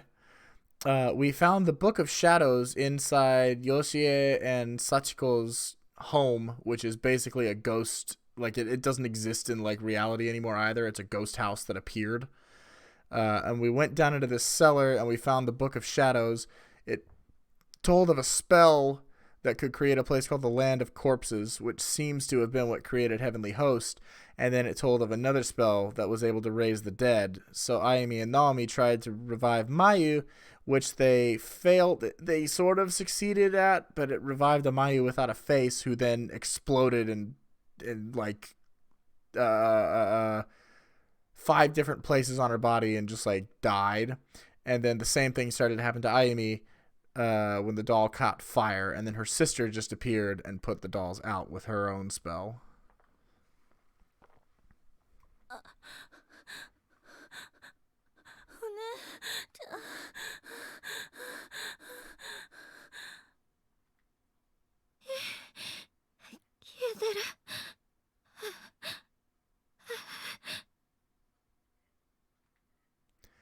I had no idea what this woman had just done, but whatever it was, it saved us. The flames were out and we were no longer in danger. And the class rep's neck, though gashed, was still fully intact.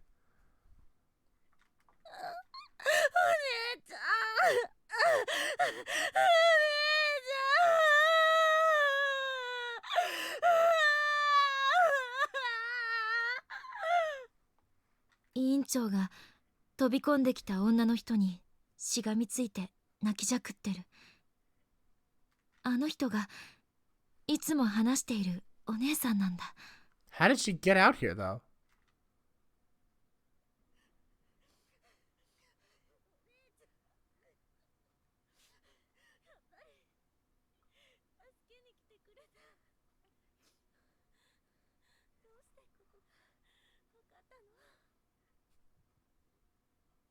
This is so damn quiet, I can't even hear it.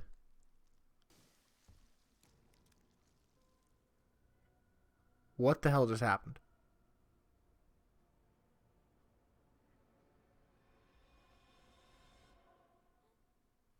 Why is it so quiet?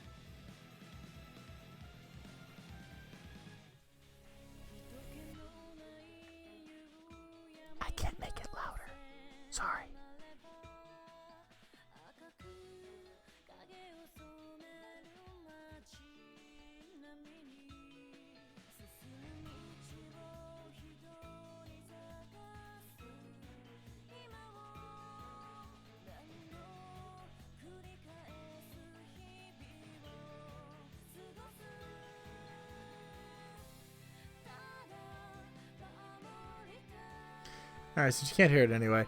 No, Teambo, this was deliberately said to be a prologue to the next game, the last in the trilogy here. So we were never going to get answers from this one so much as we were going to get a setup for a whole new game. Yeah, Lexi, I think you're right. And I think it probably happened because she had to sacrifice herself to save Naomi and Ayumi.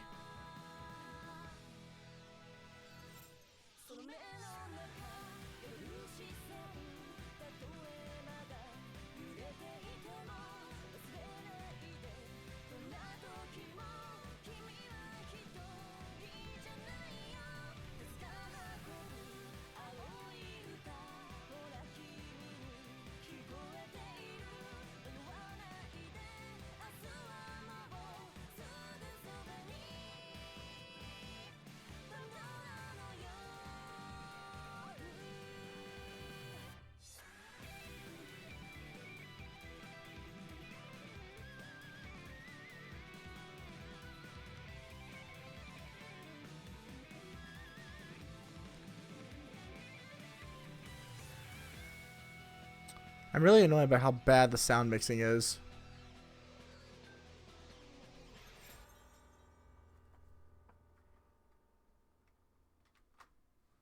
Alright, I'm gonna fix the volume again.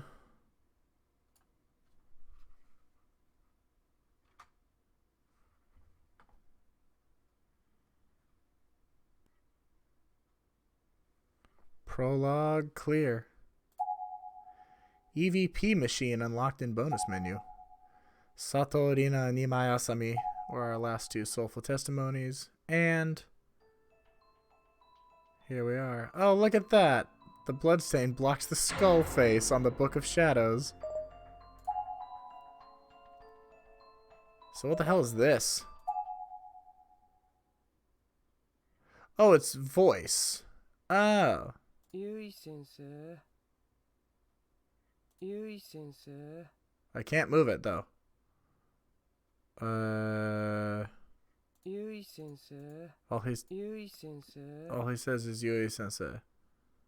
Yui-sensei. Yui-sensei. Oh, I have to use the arrows to do this one. Okay. Yeah, you got here like right in the last 5 minutes of the last 2 hours or so of setup. Amanda, I'm glad you're up for it. I am totally on board with this. I want to play one more of these, by the way, to answer your point.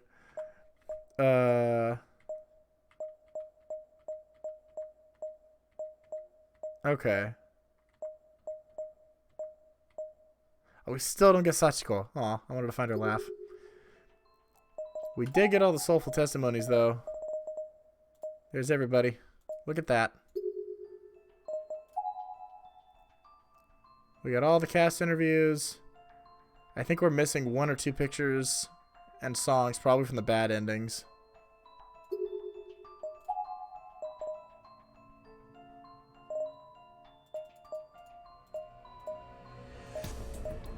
Yeah, there's one I'm missing. Looks to be a bad ending from the Mayu chapter.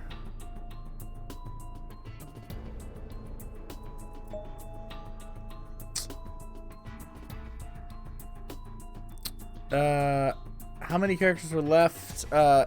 So what we saw there was this prologue chapter, Book of Shadows, was the prequel to the game that follows it by the same name. This one is set in the reality of the end of the first game. And so by that I mean Yui Sensei, Morishige Mayu, and Seiko all died. And Satoshi, Yuka, Yoshiki, Ayumi, and Naomi made it back. And now they live in a world where those 4 have been forgotten by everybody. So this chapter was set in that reality where Naomi and Ayumi went to the Shinozaki estate to try and find any kind of answers that they could about the curse, about Heavenly Host, about what they could do going forward. And they found that Book of Shadows, which basically resurrected either some kind of fake Mayu or like poorly resurrected Mayu, and then tried to kill them all, and then Hinoe, her sister, came down and gave her own life to protect Ayumi's, it looks like.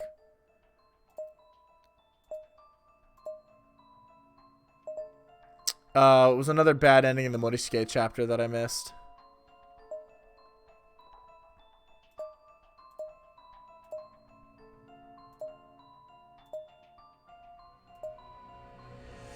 Okay.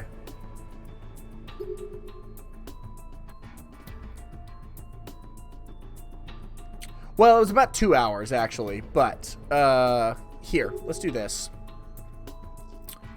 So, Book of Shadows is simultaneously a sequel, a prequel, and a retelling. Seal is...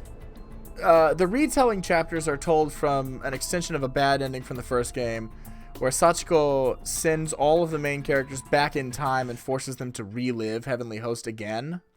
Seal is a retelling of the first chapter of the first game, where Naomi tries desperately to save Seiko, succeeds, but then Seiko dies in an even worse way because her fate has already been sealed. Demise is much the same. Mayu sees her own future, so she doesn't get killed right away. We travel with Mayu for a while, and they meet up with another character, and then Mayu still dies. Encounter is a prequel because we see Yui Sensei's past and what happened to her. Purgatory is also a prequel because we see the actual story and reality of what happened to Sayanoki Naho and what landed her in Heavenly Host and what got her to basically spread the Sachiko charm around.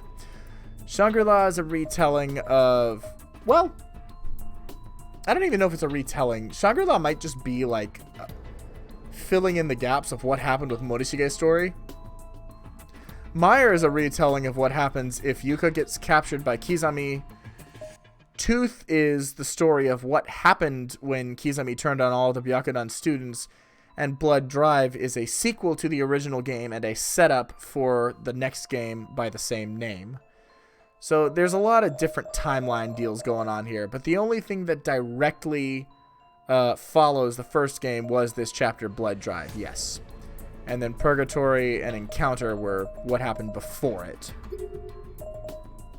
Yikes. Well, that was a lot. There was a lot going on. Whew. And it's only 11:45. It was almost a good 4-hour stream. Yeah, hikes.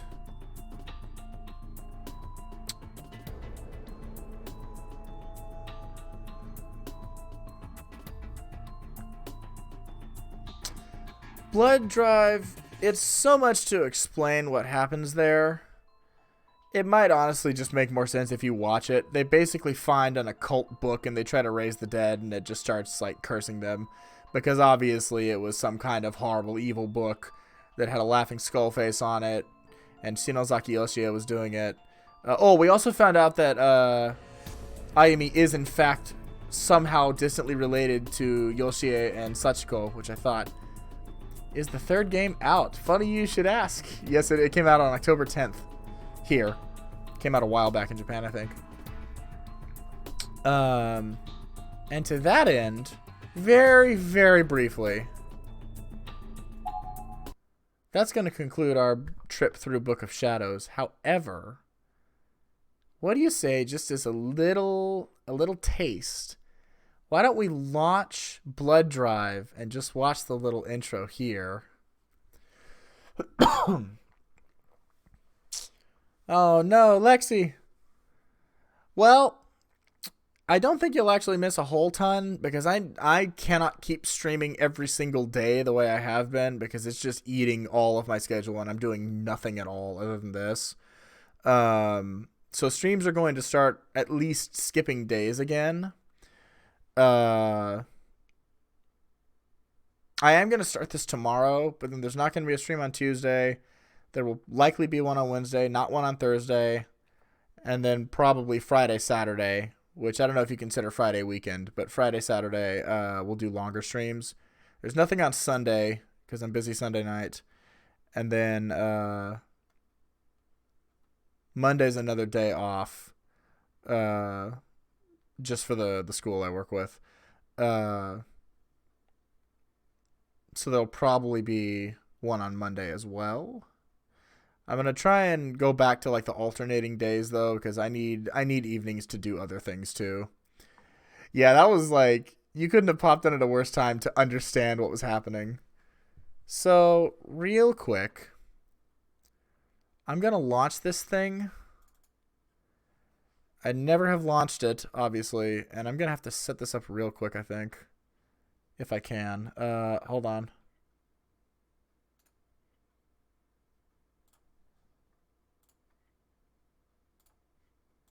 Okay, did that work? Did that work? Please work. Yes, all right. So let's just see what starts here.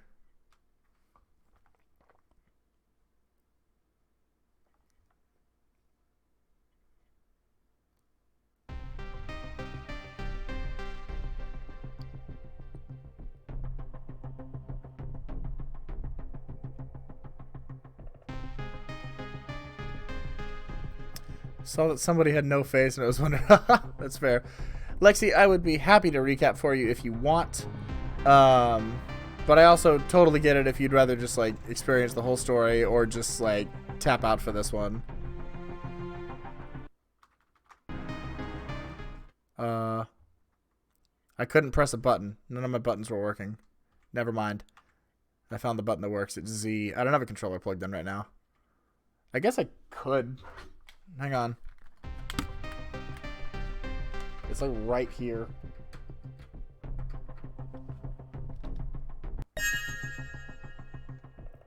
Oh, so there is no intro.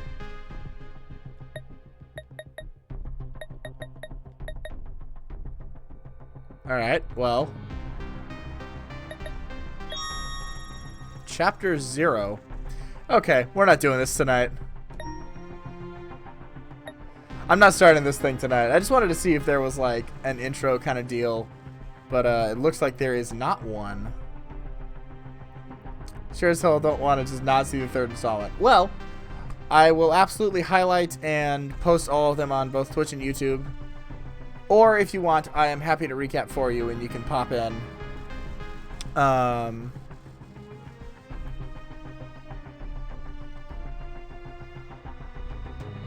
But really only Monday, and it should only be like a handful of times that should be too much of a problem, because I'm not streaming this every single night this coming week. That's a lot.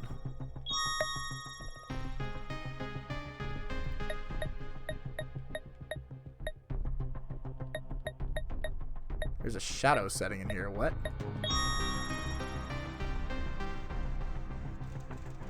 Whoops. Whoa, whoa, whoa. Whoa. There we go. It's better to use the stick here. Oh, that's good, Amanda. I'm glad.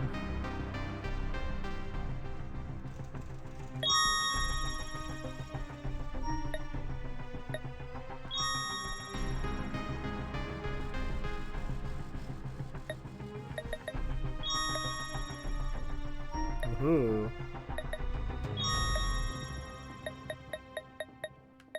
Oh my god, there are going to be so many name tags.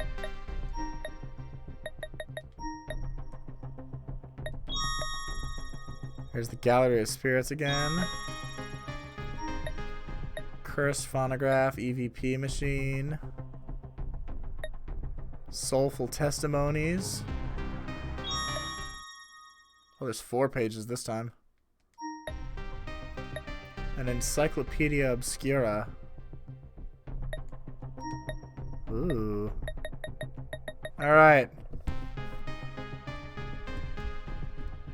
Yikes.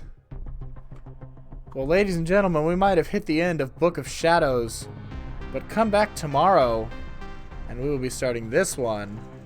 Corpse Party Blood Drive, the 3rd game in the story trilogy here. There is a fourth game that happens between Book of Shadows and Blood Drive. It's another visual novel. It's basically a spin-off, though canonically it does happen. It's called Sweet Sachiko's Hysteric Birthday Bash, or whatever. We're not doing that one on stream, because as you can probably imagine from the title, hang on. Oh, nope, this one stops when I mouse off of it too. Great. That one probably, as you can tell from the title, is about as contradictory a tone as you can expect from this series so far. And while it is canon and it really happens, and it's like another like it's based off of another ending from the first game or something, it has very little significance to the overall story, and there are very, very minor and very few references to it in this game, to a point that it really almost doesn't matter, as I understand it. Yeah, it is almost a straight-up visual novel. I don't think there's even exploration sections, if I understand it. I believe you still make option choices, like you still choose what path to take, but I do not believe there's I don't believe there's even any exploration, and I believe it is a straight-up visual novel, which is partially, I think, probably to humanize Sachiko a little bit. But, oh, no, Blood Drive is like the first game. Blood Drive is very much like the first game, in that you're moving around in an overworld, you're exploring, you're interacting with stuff. Yeah, I see that now. You said is this one, which makes a lot of sense. For some reason, I assumed you were talking about Sweet Sachiko's birthday. Yeah, this one goes back to more of the style of the original one. I don't really know what to expect beyond that. I just know it looks like a PS Vita 3DS style game, because it is, and it was just ported onto the PC. So it'll have a lot more definition, but they'll look kind of like chibi and adorable, all the characters, from like the screenshot I've seen. So yeah. Wow. I can't believe we actually did Book of Shadows in a week. I'm proud of us. Less than a week. Didn't we start Book of Shadows on Tuesday?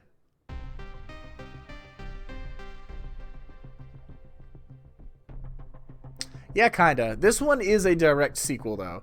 So the events of the first game happen, the prologue and Book of Shadows happens, that we just finished up, and then this one. And insofar as I'm aware, I think this is the end of our Kisaragi Academy students' story arc, because there is also a Corpse Party 2 that just came out, and it's the first chapter of a game called Corpse Party 2 Dead Patient. I miss the visuals, but the gameplay is so much more fun to watch. I'm not sure that there won't be visuals like that. Since this was the newest game in the series at the time, it might combine the best elements of both. So, we'll see. I'm digging this music, though, by the way. This is a nice thing that's going on. Amanda, I saw you say earlier that it was, it kind of reminded you of Stranger Things a little bit, but yeah, I'm very curious to see what comes from this game. I'm very excited for it, too. You don't, really. You learn a lot of backstory in terms of what happened before the original one. In terms of, like, Naho and Yui-sensei. You get to see more of the characters you didn't really get to know in the first one, like Mayu and Morishige, and some of the, like, the bit characters, like Ogasawara Nana and the Byakudan cast, aside from Kizami. You even get to see a look back at Kizami's past and his life and what led him to that moment, or those moments of betrayal. So it's just like filling in gaps that the first game didn't cover and just giving you a better understanding of the world overall. And then the prologue to Blood Drive, where Naomi and Ayumi find the Book of Shadows, that's really the only thing that matters to set up this game specifically, I think.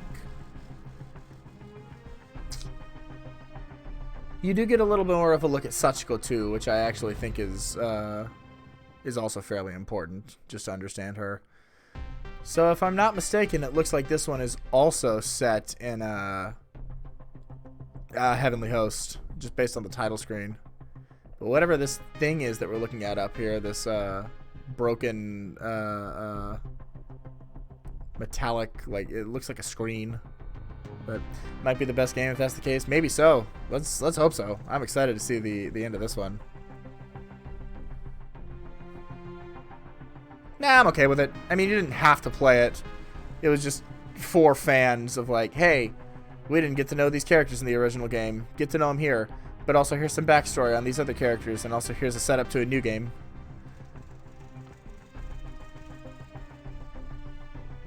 Yeah, the Saw Blade thing was kind of random. That felt like it came out of nowhere.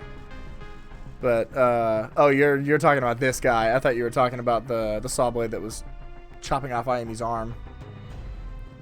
But, yeah. So, on that note, it is midnight here. I think it is about time to wrap it up and call it a night. We beat Book of Shadows. We made it to the end. So come back tomorrow night, and we're going to start Corpse Party Blood Drive, the final installment. Yeah, I gotcha.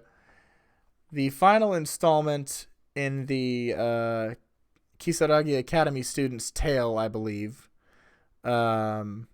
And maybe we'll reach the end of the story of Shinozaki, Yoshie, and Sachiko as well. Who knows? I have no idea what to expect. I know even less about this game than I did about Book of Shadows. I knew Book of Shadows was set from a bad ending. I knew Book of Shadows was both all of a prequel, a sequel, and a retelling. And I knew that it was a visual novel with some light exploration. I know nothing about this other than it goes back to the gameplay style of the first game, and it's the direct sequel to everything that's happened so far. It's the furthest point forward in the timeline. So I don't know anything else. I don't know how many chapters there are. I don't know what the gameplay is really like. I don't know what to expect. I don't even know like the first setting of the stage of the story, other than it probably picks up off of that moment where Hinoe dies in the basement of the Shinozaki estate. So who knows? But yeah, come back tomorrow if you all can. Things are going to get wild. It's going to be great. Probably start around 7:30, 8 o'clock Pacific time again. Probably 7:30 because I can't go as late tomorrow night. Yes, more blind gameplay. Absolutely. And I know, like, I don't know what to expect from this. I don't even know if it's all going to be set in the school. If it's not, then we're just going to be, like, completely blind in the settings, too. But even moreover, I don't know anything about the puzzles in this one. Like, some of Book of Shadows, I could intuit from the first game a little bit. Like, the whole way you saved Naomi was based on what you did in the first chapter. Or, I'm sorry, the whole way that Naomi saved Seiko from hanging herself. Well, not really. But from being hanged in the first chapter is based off of your knowledge of what you do in the first chapter of the first game. I don't even have that much for this game, at least insofar as I'm aware. So we'll see what happens. But yes, if you can all come back tomorrow, probably around 7:30 Pacific time, we'll get things going. There will be fewer streams this week going ahead. Tuesday and Thursday absolutely will not have one, and Sunday night as well, because all three of those nights are spoken for, and I need to stop doing like this marathon stream every day kind of deal, because it's going to burn me out, and I don't have time to do anything else at nights, and I need that time back a little bit, at least some of it. However, my goal is still to try and finish this game before next Thursday, because not this coming Thursday, but Thursday the 14th, because Thursday the 14th, technically the 15th on the East Coast, but 9 p.m. on the West Coast on the 14th, Pokemon Sword and Shield come out, and my whole video gaming life is going to become Pokemon Sword and Shield when those come out. So my goal is to finish off this extended Jrhalloween 2 marathon and Corpse Party Blood Drive by next Thursday at the very latest. I do want to try and finish it up by next Wednesday. To that end, my goal is we're going to stream this Monday, Wednesday, Friday, and Saturday this week for sure. And we'll do longer streams on Friday and Saturday. And then I'll do Monday. If we need it, I'll do Tuesday next week. I'll commit to doing Tuesday next week if we, if we need to. But for sure Monday and Wednesday. And then Thursday night will be Pokemon. And I want to finish this before Pokemon comes out because I don't want this one to fall into the list of, or the ever-growing list of games I've started on stream and haven't ever finished. Which I haven't forgotten about, and we might go back to and try to finish off some of those, like Fire Emblem Three Houses, or We'll definitely go back and get all the rest of the endings in Catherine or like Hat in Time or what have you. But yeah. Might just watch the gameplay of the days I'm going to be late and pop in knowing what'll happen. Oh, I see.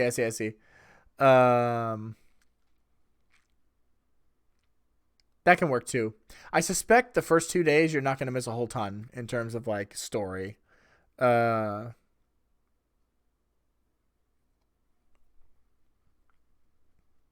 would be fair too.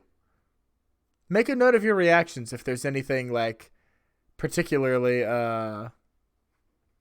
that particularly surprises you though, because I want to hear about that reaction later. Oh my, but that sounds like a good idea. So yeah, throughout the week, Monday, Wednesday will probably be around 7:30 Pacific time. Friday will be maybe a little bit later, like 8:30, and we'll just go late. And then Saturday, I'm not sure exactly when it'll start, but we're just going to go hard on Saturday. Friday and Saturday are going to be the 2 days that I try to make the most progress in this game because there's not that many days left. Now, to be fair, we did just this isn't Book of Shadows. We did just play, I want to say, somewhere upwards of 25 hours of Book of Shadows on stream, and we did it in about 6 days, 5 days, 6 days. I think it was 6 days. Yeah, because that was part 6 this is part 6 that I just finished. So we beat 25 hours of Book of Shadows in 6 days, and evidently Book of Shadows is the longest game in the series to get through, and Blood Drive comes in second place to Book of Shadows. So we should, in theory, be able to get through Blood Drive in 1, 2, 3, 4, 5, 6, 7 days. Like if I do all the streams that I can in the meantime, we could do 7 days and probably get through it. And if we have like just a little bit of a tail end left of it on Thursday, then I'll start the night with Blood Drive and then we'll move on to Pokemon when it comes out. So yeah, it'll be fun. This one or Book of Shadows? So we looked at the playtime for Book of Shadows last night and it was basically sitting at like 20 some hours. Oh, Book of Shadows. Gotcha. Yeah. And even then, the bad endings only take like another 2 or 3 minutes tops. So it probably wouldn't have been so bad. Finding them would have been a pain. So I'm glad that I was able to upload that save data and make it count in Book of Shadows. So we just had to get the true endings. I also read very slowly. So when they're not narrating to me and I'm doing the narration, I'm also doing it out loud for like the stream. So I read slower and I voice it out loud. So there's not even a moment where I'm just reading in my head and just going through it. How long to beat website where it lists like just getting through the game story wise and then bonuses and then 100%ing it. It lists that game as 100%ing it taking 24 hours. But I'm pretty sure our just get through it gameplay took almost that long. So even if, let me pull it up real quick. Even if Blood Drive takes the whole 23 hours that the completionist category says it takes, it says 16 and a half hours for main and extra. But even if it takes 23 hours, then whatever. We'll still get through it because we got through this, which was a little longer, in 6 streams. So we can do the same with Blood Drive too before Pokemon comes out. Not that we're going to rush through it, but I do want to finish the game before my attention is torn away from it unceremoniously and immediately. So anyway, I think that's going to be it for me. I think that's going to be it out of me for tonight. But Lexi, Teenbo, Amanda, thank you all for hanging out with me and chatting and joining in. Teenbo, sorry you came in at like the most absurd moment you could have come in to possibly like get your bearings on. And Lexi and Amanda, thanks for chilling out for all the stories this evening and chatting with me and keeping me company. If anybody popped in and was lurking, or if you watch this on YouTube or on Twitch VODs, thank you for watching that too. We have come to the end of Corpse Party Book of Shadows, And now we will roll tomorrow directly into Corpse Party Blood Drive. Good night for now, probably. Happy World Jellyfish Day. That's right, that's right. Happy World Jellyfish Day to you as well, Amanda. And good night to you too, for now. But yeah, thank you all so much for watching and joining. Jrhalloween is not done yet. We will be back tomorrow. Don't watch too far, Lexi. Don't get way too far ahead. But do enjoy it. I bet you there's a good playthrough of it. Oh, goody. I get to play around with sound mixing in this one and make sure the voices and the music are in balance anyway. I don't know why they were so quiet at the end of Book of Shadows there. It was really kind of sad. But anyway. Thank you all so much for joining me. And I will see you all... Well, I'll be back tomorrow. I will see you all as you can pop in and out whenever you can. However, everybody take care. Have a wonderful night. And I will be back again tomorrow with Corpse Party Blood Drive. And we'll knock out the rest of this series. So until then, take care, everybody. Bye.